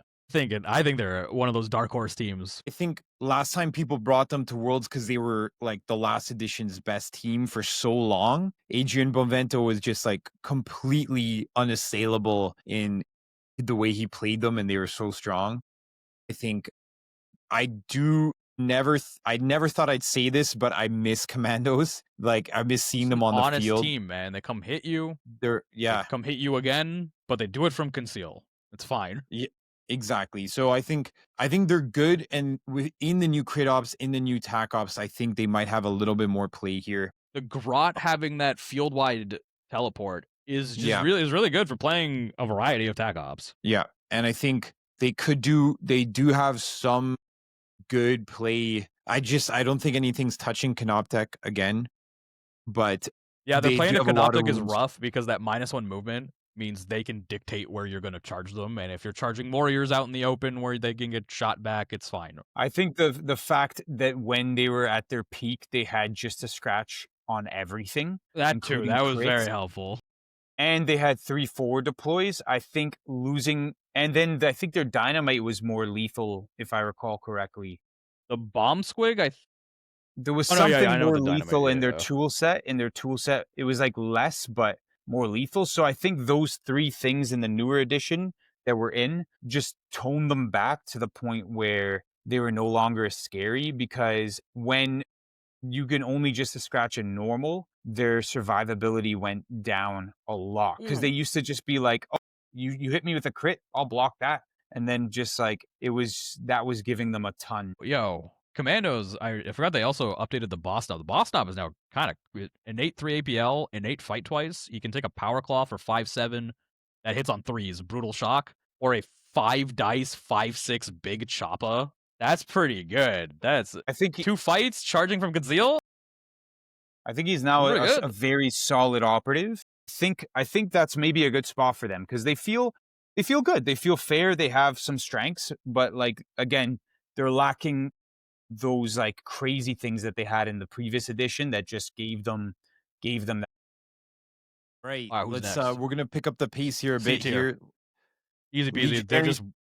They're just worse Nem Claw, worse Deathwatch. They're just right now it feels like kind of bottom of the pile of the elites. They're competing with AOD. They've been nerfed quite a bit. At this time last year, they couldn't not hit 2 crits. Oh, I missed. Oh, that's a hit. Actually, that's a crit. Crits. Oh, that's punishing. Now that's rending. Hey, it's rending too. Here's 2 crits from nothing. That was so dirty. I loved it, but I think their time. I think their time is up, and they're gonna get hit. They can get killed pretty easily. There's not a lot of damage. Any of the Horde teams above them that have a Melta, it's now worse because the Legionaries are worse and they're better. Yeah, and then I mean, even without a Melta, the Melta is the existential. Like I kill a guy for free. Last activation, I win initiative. I kill another guy. You lose the game. Teams without a Melta, they still have the tools. Oh yeah, I think Mandrakes are solid B. I did a quick full read of their team because I got a couple of them in the pod. They have fun tricks, fun stuff. But it's a tricky one out there. They're 2 APL elves with conditional 3 APL. They have great tricks. Mandrakes are always cute, always fun, can score well. I think with the new crit ops, it is a little worse for them. There's a lot of crit ops where you really need to actively play objectives. They don't really want to be hanging out on objectives with 8 wounds kind of thing. But solid B, I think they'll do fine. I think they got a lot of tricks, but the 2 APL and conditional 3 APL is the main thing limiting them for sure. And the chooser of the flesh, and then with the guy who interrupts. I haven't played the team since last May, where I got the golden ticket with them last year, and they were so good right out of the box. And they had Rout, Robin Ransack in the last edition. It was fantastic. Now, because they were this surveillance team before, where they just surveil you, they still have those kind of track enemy. Yeah, they can still do a bunch of fun stuff.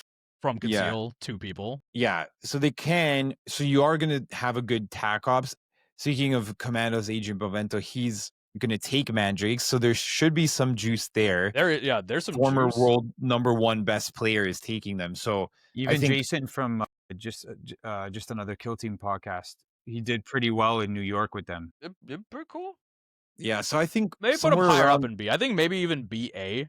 I haven't seen enough of them to make that A call. Like I need to see we one need of those to people play this team to show me, this is why it is an A. They definitely have the tools to be an A. I can see an excellent player taking this team and piloting them at a crazy high technical level and squeeze in that Yes. extra juice. But I think just the inherent 2 APL without, like, they do have those dashes, but you have to stay in the darkness. Speaking of Mandrakes, now we've got Nem Claw, A tier who are because from of the the meta. same box, and we're going to shout out David Fag, who's a beast with these Yep. guys. A tier due to meta. I think we got to put them here. Again, Canoptek is, again, the most difficult It's here. tough, but they have tools to try to do it. Yeah. They're one of the few teams that can attempt to go, because they can aggressively stage up the no reroll Screecher Man, and you got to go shoot that man with no rerolls, which means you just got to roll dice, which means you got to roll good. And if you don't roll good, then the Screecher Man is going to kill a bunch of people and charge, and fight, and ping pong charge, you're going to do all the stuff he wants to do. Yeah. And and they have a Melta, which means in a Deathwatch, you're like, now I'm the better Space Marine because I have the Melta and 1 extra activation to use the Melta. Don't they get rerolls into Imperium teams as well? They do have, I believe, 1 CP Relentless into other Space Marines. Yes. Other Imperial Space Marines. Yes. So there's also that. There's also Relentless Melta. Most likely he's going to kill that 1 Space Marine. And into Canoptek, it's just ping pong charge plus no rerolls, having the tools to play the pressure game a little better than Deathwatch, honestly. Because staging up in a smoke is one thing. Staging up with no rerolls is like way worse. Because you do just have to roll dice at them, and it does just need to land your way or not. Yep. And now with the nerf to Vox Scream, I asked David, how do you think you're Stealth doing buff. with the nerf? I'm with him on the camp of the stealth buff now. He said actually it's workable and it's more honest, but he can use it every turn now, which with the ability to pass, you can control tempo more than other elite teams because you could pass an Also activation. a threat. It's just that Yeah. your opponent needs to do the math on 1 CP, maybe Vox Scream all of the time. Yes. Which is a little more, because in previous, like before the nerf, your opponent would get 1 money Vox Scream for 1 CP. They're going to get their money's worth for that 1 CP, that one time. Once it comes around, it'd be costing 2 CP. Most of the time, you're not even going to see it. You're not going to see that second Vox Scream at 2 CP. Because that's a lot of CP for a team that has good ploys that they want to use. You're rarely even going to see the second one. And I think the Ventriloquar in the hands of a great player, which David has got down to an art.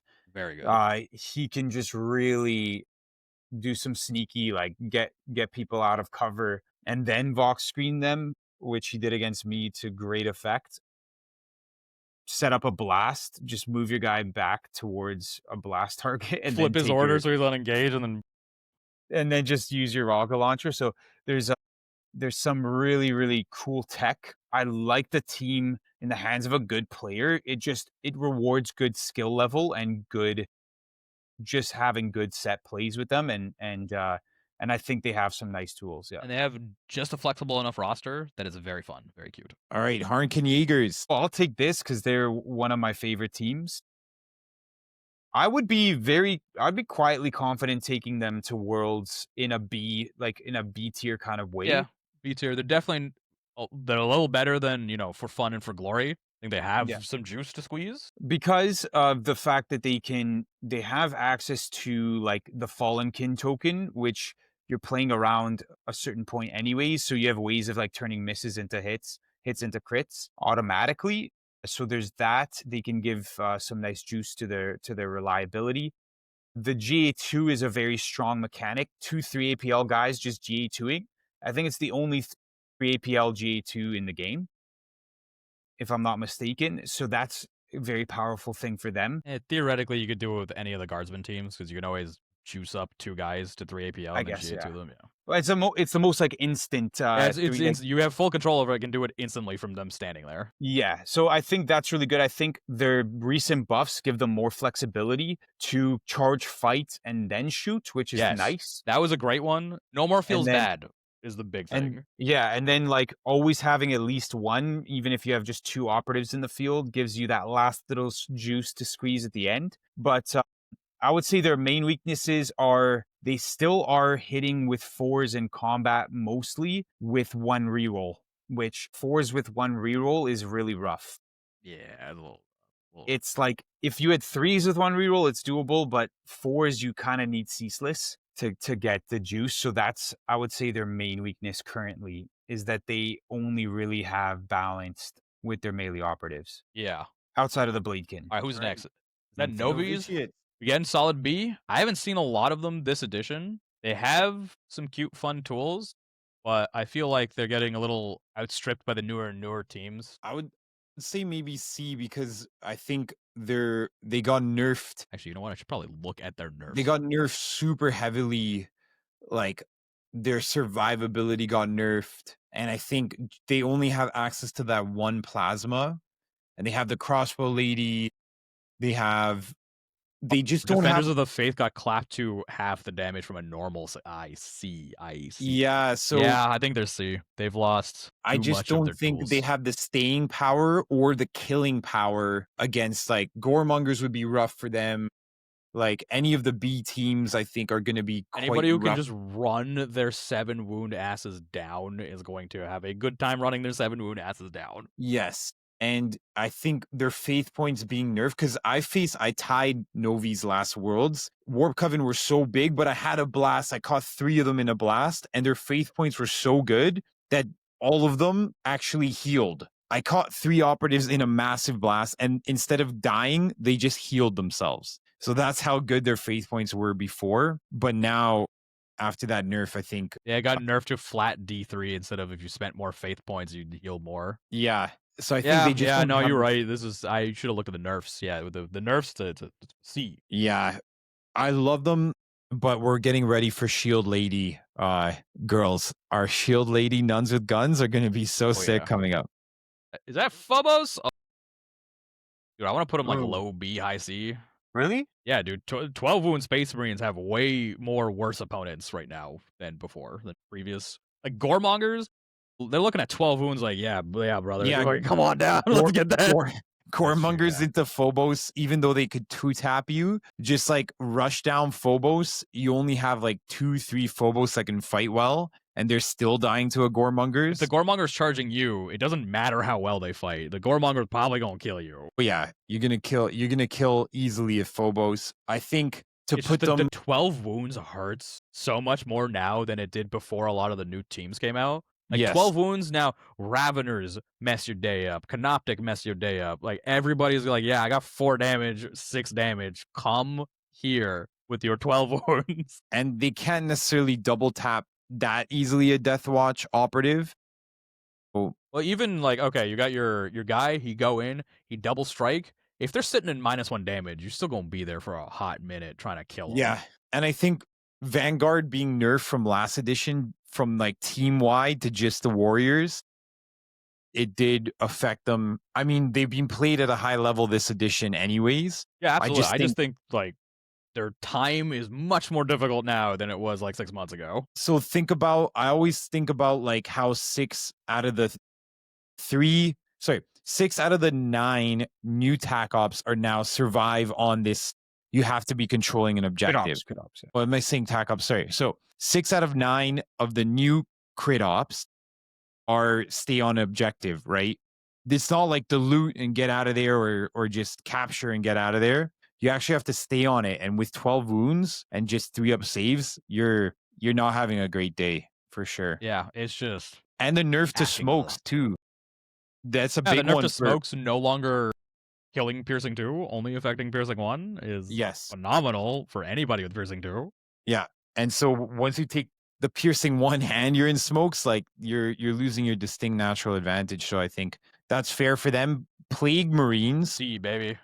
Too slow. See, C, I baby. Too slow. actually think they have some better play than Jaegars here and Battleclade. I don't No? think so at all. 6 operatives, they move really slow. So There's some here's good the big players. thing. So we're talking about in the context of World. I don't think they're cracking that 50%. They're too slow. Like against better players, it's just that extra inch of movement is pretty meaningful. Into Canoptek, it's destructive. You're playing Canoptek on closed. You want to move through that door, you're gonna move 3 inches because I'm gonna take 1 from you with the Matrix, and the door is gonna take 1 from you. We'll move Yeah, that I 6. You're going nowhere. I think Deathwatch can play well into them too. Deathwatch have they're faster with more lethality, means they can kick back and wait and then kill you. Yes. The plasma yeah. gun will delete a guy. Even double shooting disruptor, lethal 5-up, that'll chew through Plague Marines. I think it's harsh Here's to the have big Plague one. Marines they lost their biggest tech, which was they have contagion in engagement range if you don't have a poison Yes. token. So all of the fighty matchups are now way fucking harder. Like the Goremongers matchup used to be really bad for the Goremongers. Now it's just like C-. Like it's pretty bad, but more doable. That is the rough one, because now the non-poison people can go charge in and fight and do chip damage. Means your like Corsairs are doing more stuff, your Blades of Khainr are doing more stuff, everybody doing more stuff. Into like the Nem Claw, like the Chaos Space Marine Mirror. The Nem Claw have a Melta, the Plague Marines do not. That's true. That's true. And they have one operative that's like a melee only operative as well. And Yeah, he doesn't even have a bolt pistol, which is annoying. And their heavy gunner is not the greatest either. He's quite bad. Like I like him because, man, I love hitting on 2s with Ceaseless. I'm gonna hit everything, but he's not great.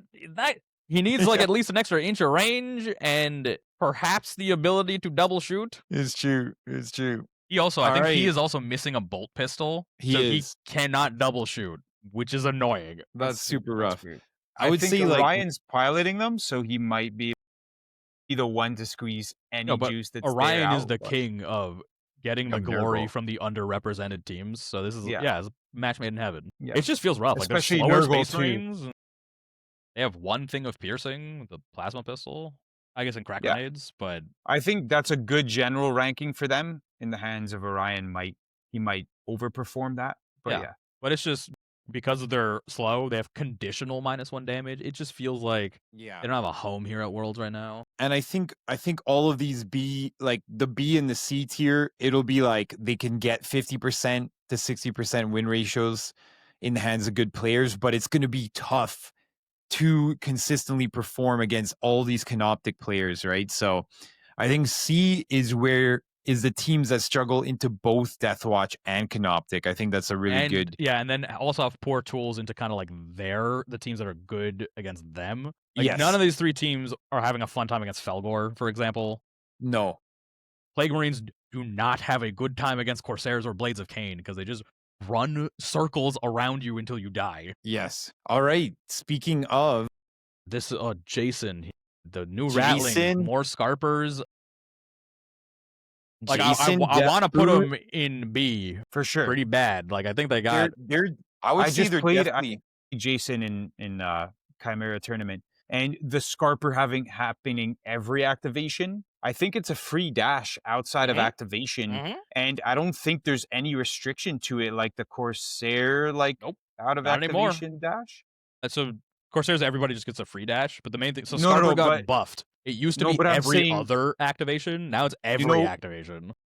Plunderers, I'm saying you can't combine that with another dash. Oh, no, yeah. If you do Plunderers, you cannot also dash during the turning point. I think they get basically the dash and then they can move dash. Yeah, the Scarper is just free dashes out of phase. Which I think is extremely strong. I also play Jason. Did you play him on open or closed? Open. Narrow. I played him on close.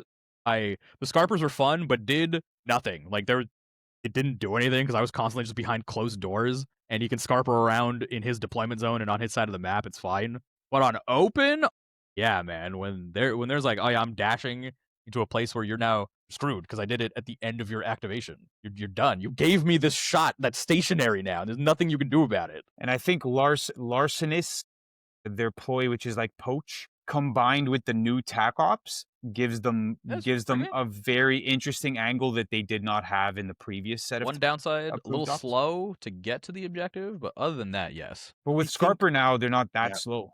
Oh, that's true. That's fair. I think having that Scarper really changes the game for them on that. They can still shoot from conceal the entire turn. Now with your 2 sneaky operatives, you get better dev weapons. They were dev 1, so you weren't taking the sneak and you weren't taking the guy with the launcher. You were taking him still because he could get you so far, like the grapnel. He's a great tac op player. Yeah, a weird movement. But you would take like cracks with him and stuff. So there's 4 Ratling players. Wow. Yeah, I think they entered my shortlist too with the Scarper because like that many out of phase dashes is just Yes. a lot of extra movement to do stuff with. And Scarper was really good because now when you have an out of activation always Scarper, you're not in this brain fog of like, who's going where? I got to put a Scarper Yes. token. Everybody gets now- to go once. And you still get your rerolls for not having moved. So you have the Scarper. You can still take your shots with the rerolls. You still have good equipment with the lucky round, the severe. And then you have one severe, and then you have one other equipment that guarantees something. I forget which one it is, but it guarantees a hit, maybe. I don't know. I gotta check it again.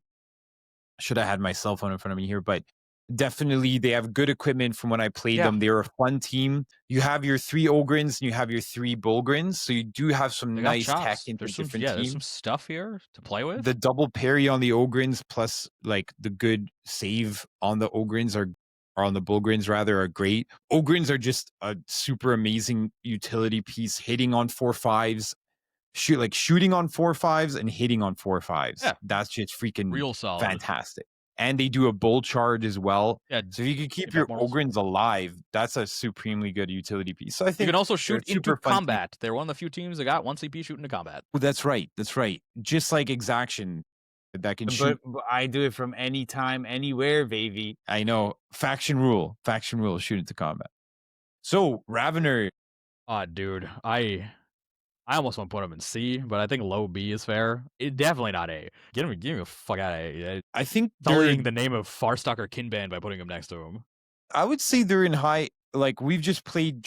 Like your apprentice Charlie is actually fantastic with Have you played him Raveners. post nerf. That nerf is not enough. That I think- that one nerf. So okay, here's the I scope think it of the turned nerf. people off, but it was still they're still So- very powerful. Let me give you the full scope of the nerf. So that nerf essentially shut down their turning point 2 ability to threaten, which was the biggest headache for any player playing against Raveners, was that turning point 2, a guy is popping up 12.8 inches up the board with a 9-inch charge. That's the whole board. Like that's everywhere you care about if you're anywhere kind of in the middle of the board. That was the big problem. You could not be on like half the map. You had to be playing in the fringes away from the tunnel. Otherwise, if you are one of these horde teams, like, oh, he's going to charge like 5 guys, kill 2 of them, hold ankles for days. That threat is now so much lower. And it's because they would save an AP from burrowing. The Right. big thing is the movement component. So if you burrowed up in the strat phase, you had full movement and 3 APL. So effectively, you had a comms buff on you because now you're Oh, up. that's correct. gonna Because activate. they don't get the minus from charging because Exactly, and it's they don't not get the in their minus because not activation. during their activation. So now that 7-inch charge is going up to 9-inch, which that last 2 inches plus the 1-inch threat are the important inches that get you into your opponent's deployment zone into their and it does home. give the double fight as well, right? Because Yeah, so Raveners can innately all fight twice. no, I know, but if they burrow out charge, then they don't have the extra. Exactly, To they have fight, that third yeah. APL to fight twice.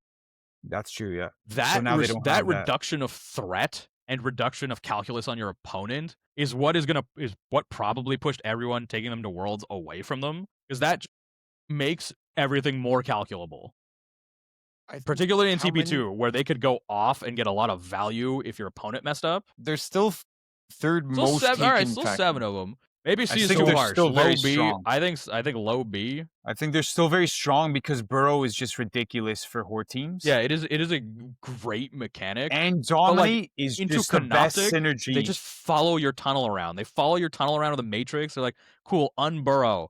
You have 4 inches of movement effectively because I you're going to be think- slapped with -1. I think into maybe not Tomb World, they are strong. Just because dominate and the fact that they don't have to do anything you can for still like play a very basically- strong TP3, TP4 dominate game Yeah. if you give no value in TP2. Yeah, they're just and that's gonna what they're gonna Charlie's been struggle doing. Yeah. more into a wider array of matchups because of their inability to project that threat in TP2, where like you have to like, hey, this is all relying on the initiative roll. If I win and you are there where I can charge, you're gonna lose a bunch of guys, and I'm gonna hold ankles, and you're not gonna be able to kill me.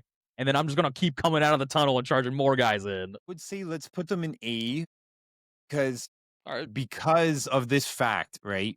Because Charlie, your apprentice, played them so well that they've convinced me in a 2 objective in a real 2 objective out of 3 objective world, especially in Tomb World, where they can just literally go, what team can go from their side of the board to literally like almost the 3rd objective completely underground. Like they can burrow and then literally by turn 4, they're across the map.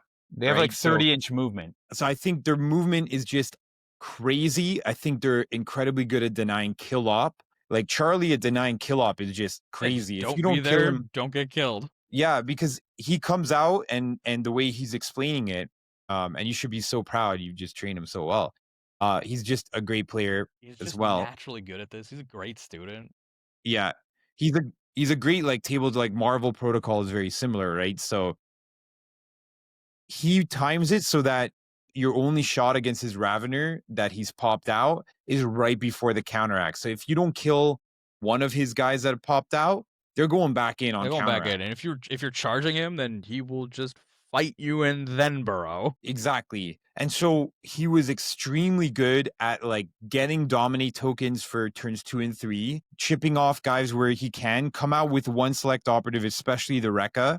Come out with the Wrecka, boom, boom, maybe tank a shot with the Wrecka, which can tank. Come out, get a sneaky shot with the Venom Spitter, then go back in, right? So I think in Volcus, they can plant underneath the doors as well, so they can come out like pretty safe. Like they can, like, in the sense of they can build the tunnels underneath. The tunnels go. The token still got to sit, but you can't tuck the token under. Yeah, like sorry, you can't tuck it in under the door, but like underneath. Yeah, like you can inside the door. tunnel through the buildings. You can tunnel in cool ways where I pop out directly onto the objective. All that. Yeah, you know what? A is fair. I might be being a little too harsh. Yeah, I think from your Canoptek seat of power, they're feeling a little bit less. I'm just thinking about it as like an opponent playing into Raveners, and the existential thing with them was that TP2 ability to like, I just happen to have won initiative, and you happen to have value to be given away right there. I can just take it for free for 1 CP. It's the window that you have to kill them, and they have 20 wounds. That's the tough part. It's very hard, especially because dominate, they could just peace out and then they're scoring so easily. And then they could just counteract, burrow back in. So you could be like, oh, they're not going to score any crit op. And then all of a sudden, last thing, he's like, oh, and I counteract and do the crit op. And then you're just like, crap. Into the elf teams, they're very hard to, and Exaction as well, because if you can't kill them in one, and like anything outside the Melta is maybe not killing, especially if they're on their tunnel. And they can just objective. I think the objective sitting is tough for Raveners, but then it's also really tough for the elves, because if the elves are trying to sit on an objective, the Ravener is just going to come up, pop up, kill you, get back in before you can score the kill objective. And that's what happened with my Void Dancers. I was like, I'm trying to play, we're trying to play a game where we have to sit on the objective. 2 of them are getting sucked into the earth and getting killed by a Ravener, right? Like per turn, or I just do not go and sit on any crit ops, right? So it's really tough in that scenario to have so much counterplay. The fact that they could not be on the board for turn 2 is just, it's very devastating to some teams. Yeah. All right, A tier. You know what? A tier. Let's see how they do. Yeah. We'll reevaluate afterwards. We'll do the post worlds. Be like, what did it actually do? I'm like, oh, you know what was funny? Legionaries actually won the whole thing. Yeah. Yeah. Well, I mean, with the vast amount of data slate information and the new crit ops and tac ops, we're making this for fun with limited information. Like we only have so much information available to us, right? So Sanctifiers, we can say that the last nerf was crazy on them, and now with visibility, I think you're just going for fun and glory at this point. Yeah, it is. Like my friend Dylan was practicing them as his like team to learn to play a more complex team, coming from Goremongers and Sanctifiers, and then it's just nerf after nerf after. It's because fundamentally their faction rule was busted, and there's no real way to balance that much extra movement. Okay, it's just that like the original rule where it's like I pick up my leader, my 2 missionaries? It's the missionaries are permanently in servant, right? Yes. I pick up my leader. Oh, neat. And my 2 missionaries need to move 6 inches where the hell they want. That by itself was already just too much. But it was then like basically the whole team gets to move 6 inches. Then they curved it to 3. 3 is still too much. Like it's still too much for a horde team to pick everybody up and move 3 inches. But now the knife in it is that the preachers cannot move on objectives. Because they got to be visible. And the visibility thing is crazy. You remember the web that I set up against you at like Prime's like Sanctifier power? I was like 3 APL missionaries. They have like unlimited movement. They could go do whatever they want whenever they want. Now they feel like any other Horde team with like the lady is cool. Like the Miracleist, super fun. Yeah. I think still a fun team. I think like they didn't the need to operatives also nerf their CP gen to basically be like, yeah, you don't get a CP now. Before it was you get a CP all the time, and then they nerfed it to now you don't. Now you just don't. You Yeah. get that CP, dog. They still have great operatives for a Horde team, but their whole and they still have great shooting and great melee. So I would say like I wouldn't say great shooting, like okay shooting. Like, but they don't have access to rerolls, right? They do have the equivalent of the purity seal there, but I think they're C. There are too many nerfs. Like the They're core another shtick one of in. Sorry, I was gonna say they're another one in the one operative. Sorry, one team like one person's bringing them. Yeah. yeah, in my- like and that person is probably going to do pretty decent, but overall, it's too many nerfs and too many losses of tools. We got next there. Here's another one-person team. Only one person's bringing these guys, the scouts. Like I'd put them on like the CB cusp because I'm always so intrigued by the things scouts can do. You know, the tripwire mines and this, and the extra CP and the extra APL. They got a lot of stuff, but it never seems to have clicked fully. You know, like, it doesn't like meet the road. Dave, who's piloting Chaos Cults, is one of his other teams of scouts, and he played a really solid game the last time I played him. I'm not sure how he feels about them currently, but if you use the tools well, they're strong. But again, they're a fair team, I would say. Like nothing too overpowered with them. They have their tricks, but it has to be piloted to a very high degree, which is. Are we saying, do we like the way that B is right now? I like it, yeah. This is pretty reasonable. There's a lot of like, you know, we could hem and haw and move people up and down, but overall, it's like, are they leaning towards the top? Are they leaning towards the bottom? I think we got that sorted. Yes. And I know people will be like, have different opinions of where we should put a B, but B is a very malleable category. It means that they can win and they have a chance to win games, right? And then piloted C really well, yeah. Yeah. And C is a little bit more difficult than B in winning games. So, let's go to one that A-tier, baby. A-tier, baby. Unorthodox play. They have excellent play into Deathwatch. Where are we ending up? I'd put them closer to the bottom than the top. They're quite tricky to play. On closed, there's a lot of maps that make it very hard to play, but on open, they got excellent play into Deathwatch, into Nemesis Claw, into Blades of Khainr, into Corsairs, into anybody they out-activate, they got excellent play into. Maybe Canoptek, because they could kind of wait them out and then just pop down kill. Canoptek just wait harder. Okay. So Aquilons have two turning points of their shtick. Well, that's on true. the Canoptek side is like drop guys and kill my warrior. That's fine. Yeah. And then just wait until TP3, then play the game. If they could maybe reach the accelerator or the thing, but it's still they can't because their drop distances are fixed. You know, if you're in your deployment zone, they cannot touch you. They don't have the distance. They get 8. I guess the deployment zone and then 4/4. They're 8 inches off the deployment zone, and then within 3 or 4 of that, it's not far enough to get to you in your deployment zone. It's basically you're 8 inches up the board, means you're just behind the halfway line, and then you're coming like halfway into your opponent's territory. As long as you're in your deployment zone, you know you're safe from any of their drops, and you just wait until TP3 and then play the game then. Deathwatch can't quite do that because they gotta go play the crit op.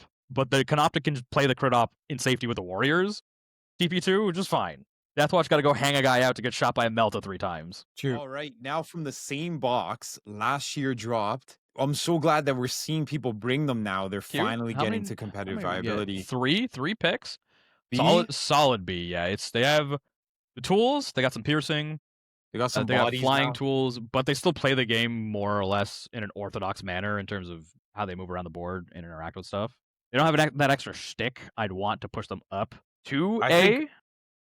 They're really good in terms of like just point and click play in terms of how they feel, but I think their main biggest weakness is no access to additional APL at all. So they feel like a compendium team almost to me, coming from someone who was playing in the previous edition, playing 2 APL teams with no comms at all. That's exactly what I was used to. Like, oh, I just move, shoot, and that's about it. And it's very predictable for the opponents. It's like very hard to do anything fancy. It's how are they getting through Tomb World? Yeah, Like, that's like I don't know what they're gonna do to chew through Canoptek. like even just getting through a door. Yeah, that too. Yeah, you're 2 APL. Like, all right, They don't open the even door. they don't have GA2 and they don't have APL, which are the two things that classically hordes need. Kind of need to play into the dark. Yeah. Yeah, to play kind of like to open a door and then have someone else do something, or to be the one doing like a move through the door. Like the fact that they don't have that makes them, I think, just lose that ability to like be super like that once per turn, like, okay, this is my play. How much harder is it to open a door like this than like this? These guys, I don't know. That's the Ask problem. the bomb squig who has to open it with his teeth. they only have these little pincer hands. But they got access to Tau technology. Like, get a thing you stick on the door, it opens it for you. Like, yeah, done. Like, beep, boom. Little floating drone for sure. Yeah, have an operate hatch drone that just flies out of your Yes, shoulder, that's what they opens the hatch, need. and flies back in. They desperately Literally, need they that. had a once per turn, just like Deathwatch, like a once per turn free mission action open door. Maybe do they Make it way better, actually? yeah. Am I misremembering? They might they have access actually- to a free mission action, but it's still like there's some hindrance here. Yeah, if they had that plus the EPL, because they might have the communion points able to do something. But yeah, We'll come. yeah, we'll We'll back. circle back in a later discussion. Right now, I think Yeah. we can have Vespids live here with its representation. Yeah. All right, VDT. I'm gonna say something All right. controversial. I'm gonna say C for fun and for glory. Void Dancers. We saw Severe be a huge nerf in our last game, where a Macrosite warrior got to kill you because you didn't roll any crits. Yes. This is the surprising thing. Look, they're 6. Oh, okay, so they're 4th. So they are the Fifth? 3rd. So they are Nemesis along with Claws also. Fellgor and Rekka Crew, the tied for 4th most picked faction. So just Maybe for people, audience Deathwatch, members, maybe I'm being Canoptek. harsh with C, but being able to get killed with piercing now, to me, makes them feel way. The fact that now the Melta, which was now an existential threat, basically for Space Marines, because everybody else is like, I have 8 wounds, pretty much anything will kill me. You now have to deal with the Melta as an existential threat. I'm gonna put them in B. I'll and leave this it to is you. why. Yeah, you're taking them, right? So yeah, I'm taking them, and so are 5 other players. And We know one I of them, know- Aiden.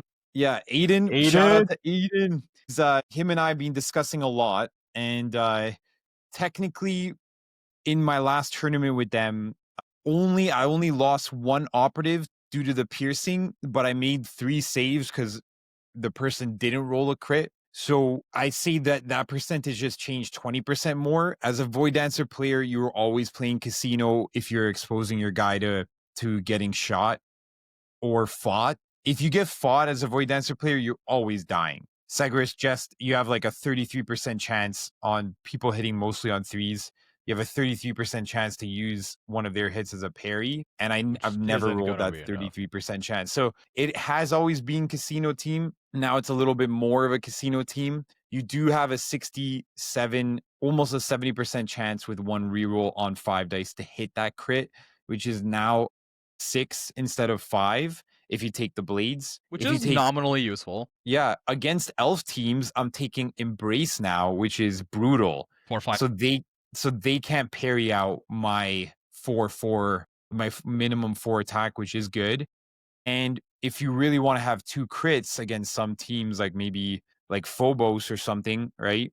You can roll in, you can do a caress, and if you get a crit at the same percentage as a blade, you can end up with rending with 2 crits on your fight. So you could do murderous entrance and curtain falls if you have that 1 crit, right? But again, if you're not getting that crit and you have murderous entrance still, you still have a good chance to do 12 damage and then just peace out. It's like, I'm going to commit. I'm going to do 12 damage to this Deathwatch operative, injure the shit out of him with my with my 3 normal warriors. and trade that way. So there is still some play. Again, the biggest thing, even in our game when we played, my biggest problem was I tried going to your Necron stronghold and putting people at that door. I'm never going to win that room. I'm never going to win that room in the history of Kill Team ever. You brought people up to those middle little doors. I'm like, oh yeah, come on down. come on down.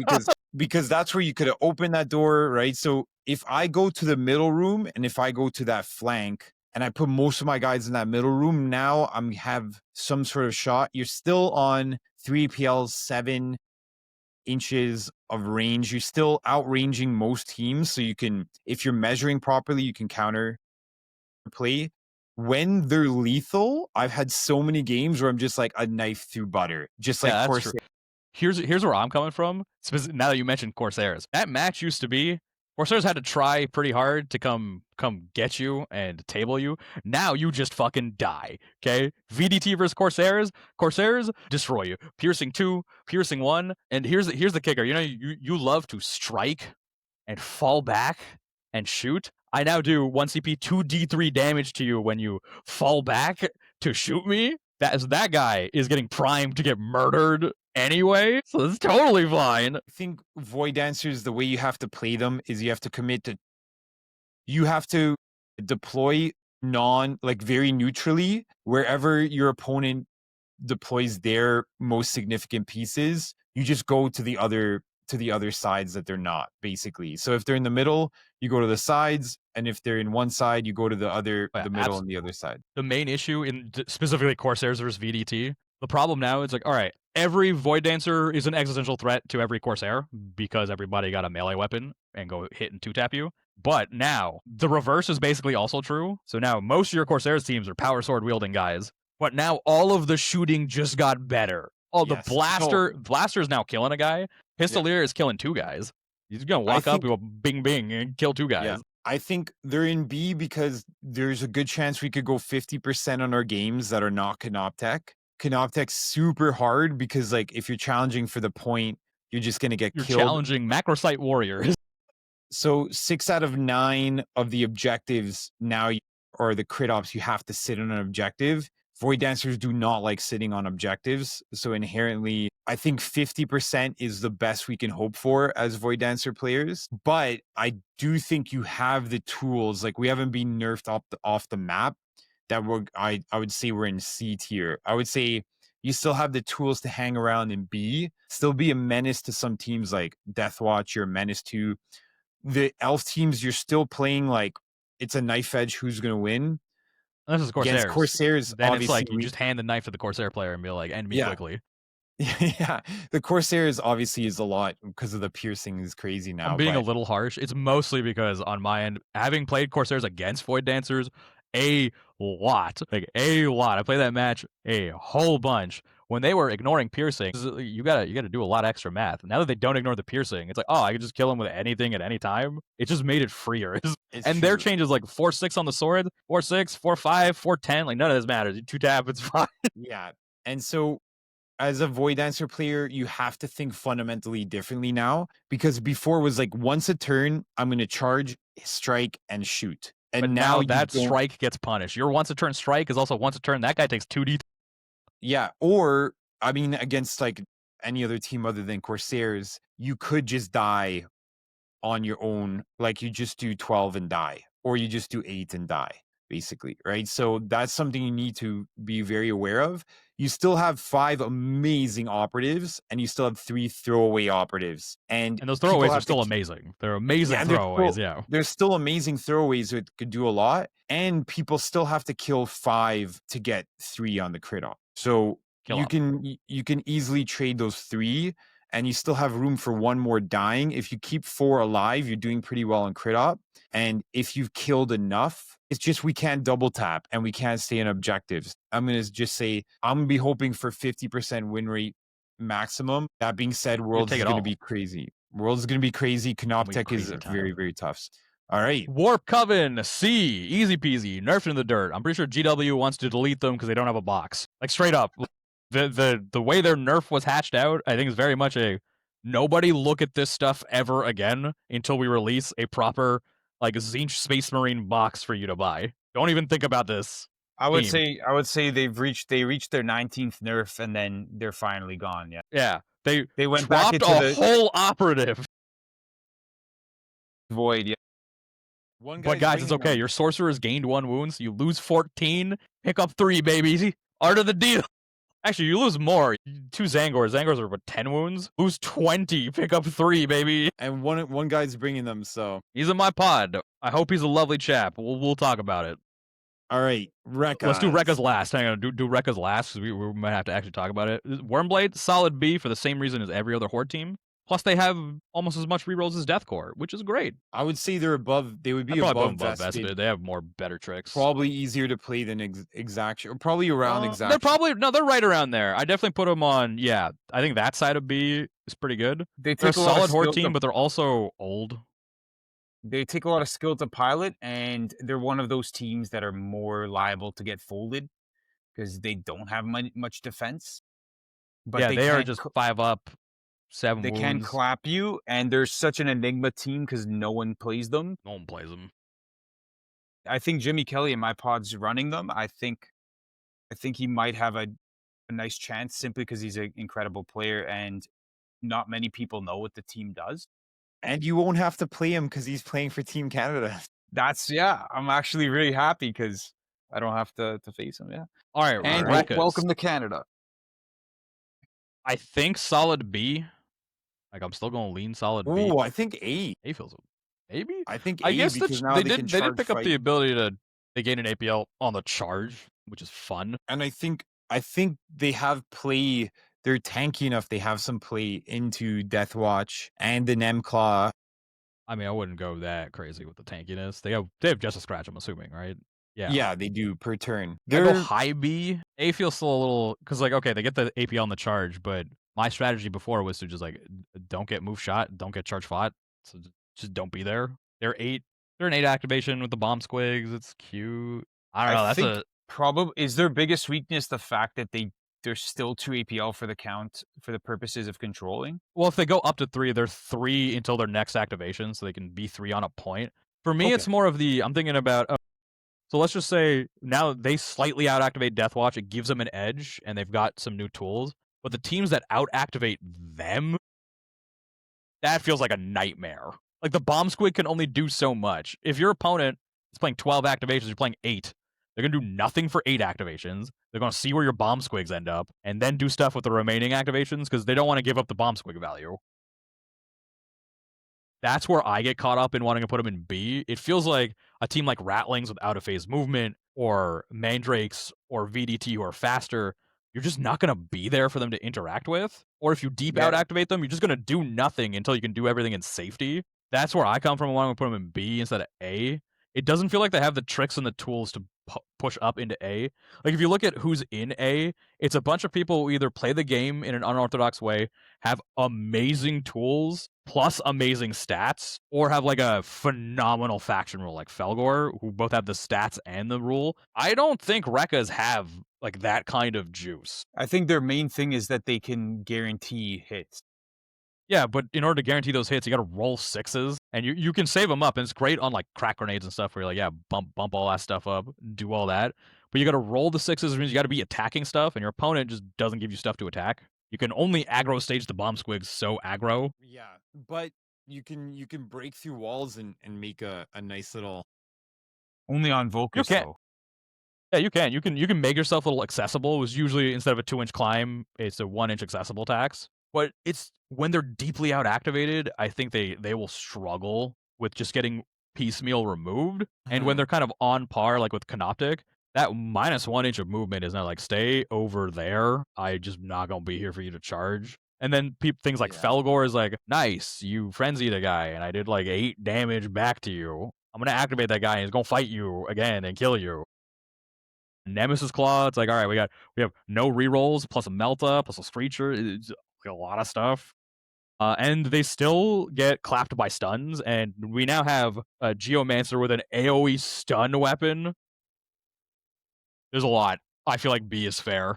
I think, look how many people are taking them. I think they're on 6 people as well. 6 too? I think people are thinking there's something Dude, I could give five. it an A here. I know Shane's taking them, which means there's probably some secret juju. We're all like Shout out to lately. Voyen too. Voyen's Yeah, been Voyen crushing too. it with them. 100%. Voyen's Yeah, been fuck it. You know what? crushing it Let's with go them. away. I think maybe as we go along, I'm becoming more critical of the teams as both the time and I my think- energy fall. Yeah. I mean, maybe A is fair. Maybe A is fair. I think the fact that both Shane and Voyen's been doing really well with them, and I'm happy Shane's on them because he was really excited for Wreckas. Yeah, those are his spirit last year. team. They're his spirit team, and he was hoping they would be like finally good enough to take, and now he's taking them to Worlds. So I think that's pretty awesome. Voyen's been crushing it with them, and so I think And our boy is doing so well. Yeah. I think they could have a chance to be an A, which is like a 60% win rate. Both of them, at least I think Voyen and Shane will hit 60% with them, at least,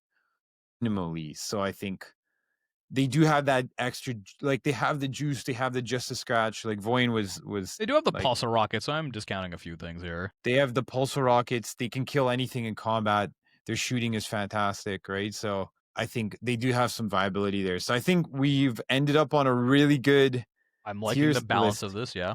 I'm glad that we all could come together and agree that Deathwatch is not S tier. Yes, certainly. Yeah, it's just because like if you know how to play against counteracts and you're really aware of all that stuff and you're aware of the specific weaknesses of each operative, they become a lot more managed. Like they're a lot more honest than the Canoptek threat for sure. Exactly. Like even with the counteracts, like there's only 5 counteracts, only one of them can flip orders. So the actual math on it isn't a crazy amount. And they don't have like the consistency because they No they don't rerolls, have no a lot accurate. of rerolls. Yeah. Yeah, like Canoptek are out here with like I'm accurate 2 ceaseless basically whenever I feel like. So like, all right, cool. We get rerolls and accurate. Nice. You have a Screecher? Well, I'm gonna do accurate 2 and then roll 3 4-ups. Was that 5 hits with the transdimensional? You're gonna automatically take 10 damage. Yeah, no, I think this having them crowned up there on their throne is, in terms of power level, is a good place. I'm pretty pleased with this. I think. I like it. I think we've done a solid job. I think the only like hole in our analysis, we maybe wanted to look at tac op selection a little more for the team strength, but we were focused more on the data slate changes. And I think we still, in our minds while we were speaking, kept in mind the tac op selection. Yes. Like I definitely did when I was placing teams there, because I know some teams have just too. bad tac ops to play. Although the new tac ops there's not a lot of like super bad. You know, it feels like the super bad without the F tier tac ops were brought up to at least like a C-, where it's like you could think about playing them, look at them. And it's nice that certain teams got bumped up because their synergy with tac ops is so strong now. In certain cases, yeah. I think we're gonna release a tac op video on that soon. Want to be in that video? I got a lot of things to say about these tac ops. All right, sweet. We'll get you in there. Okay, I think that's pretty good, guys. Yeah, man, it was great. We're great at thing. 2 hours 50. Sure, 2 hours 15. We went a solid hour and 15 minutes over what we thought we would, but that's totally fine because Angel dished me to go to the fucking Jays game. One last shout out to Top Shelf. We're going to be doing this crazy Twinhammer Top Shelf event, and we've got the date. We're going to be releasing so much amazing news on it for Feb 16th. No, let me not say any word. It's going to be in February. Let me get the right date here. We'll announce it more. I don't know if you guys have the dates on hand. They'll announce it more. The Twins are the production managers for this. I am the humble TO that'll make sure the games run. We can go from there. Actually, I might shop around to have someone else I trust TO because I really want to play in this event. It's gonna be so fun. It's gonna be good. The ultimate doubles event. It's the one down. Like, I love doubles. It's my favorite format for tabletop gaming. Okay, I want to play in this, but I need someone I can trust at TO. It's the problem. Thomas and I can TO, so it's gonna be perfect. Yeah, you sure? You're good. Yeah. Okay, then I'm playing 100%. If you guys are willing to production and TO, I want to play. It is going to be so much fun. It's going to be great. It's going to be great. So keep an eye out. I think it's 3rd weekend of February. We'll release the dates there. Once we're all back from Worlds, we'll be in the saddle for announcing and preparing the future events. Yes. And thank you so much, everybody, for being on this. Keep an eye out for our Journey to Worlds. We're going to take some filming tomorrow at our next practice game, and we'll see everybody soon. Thanks for tuning in. Have an amazing week. Take care. Take care. Happy Halloween. Happy Halloween.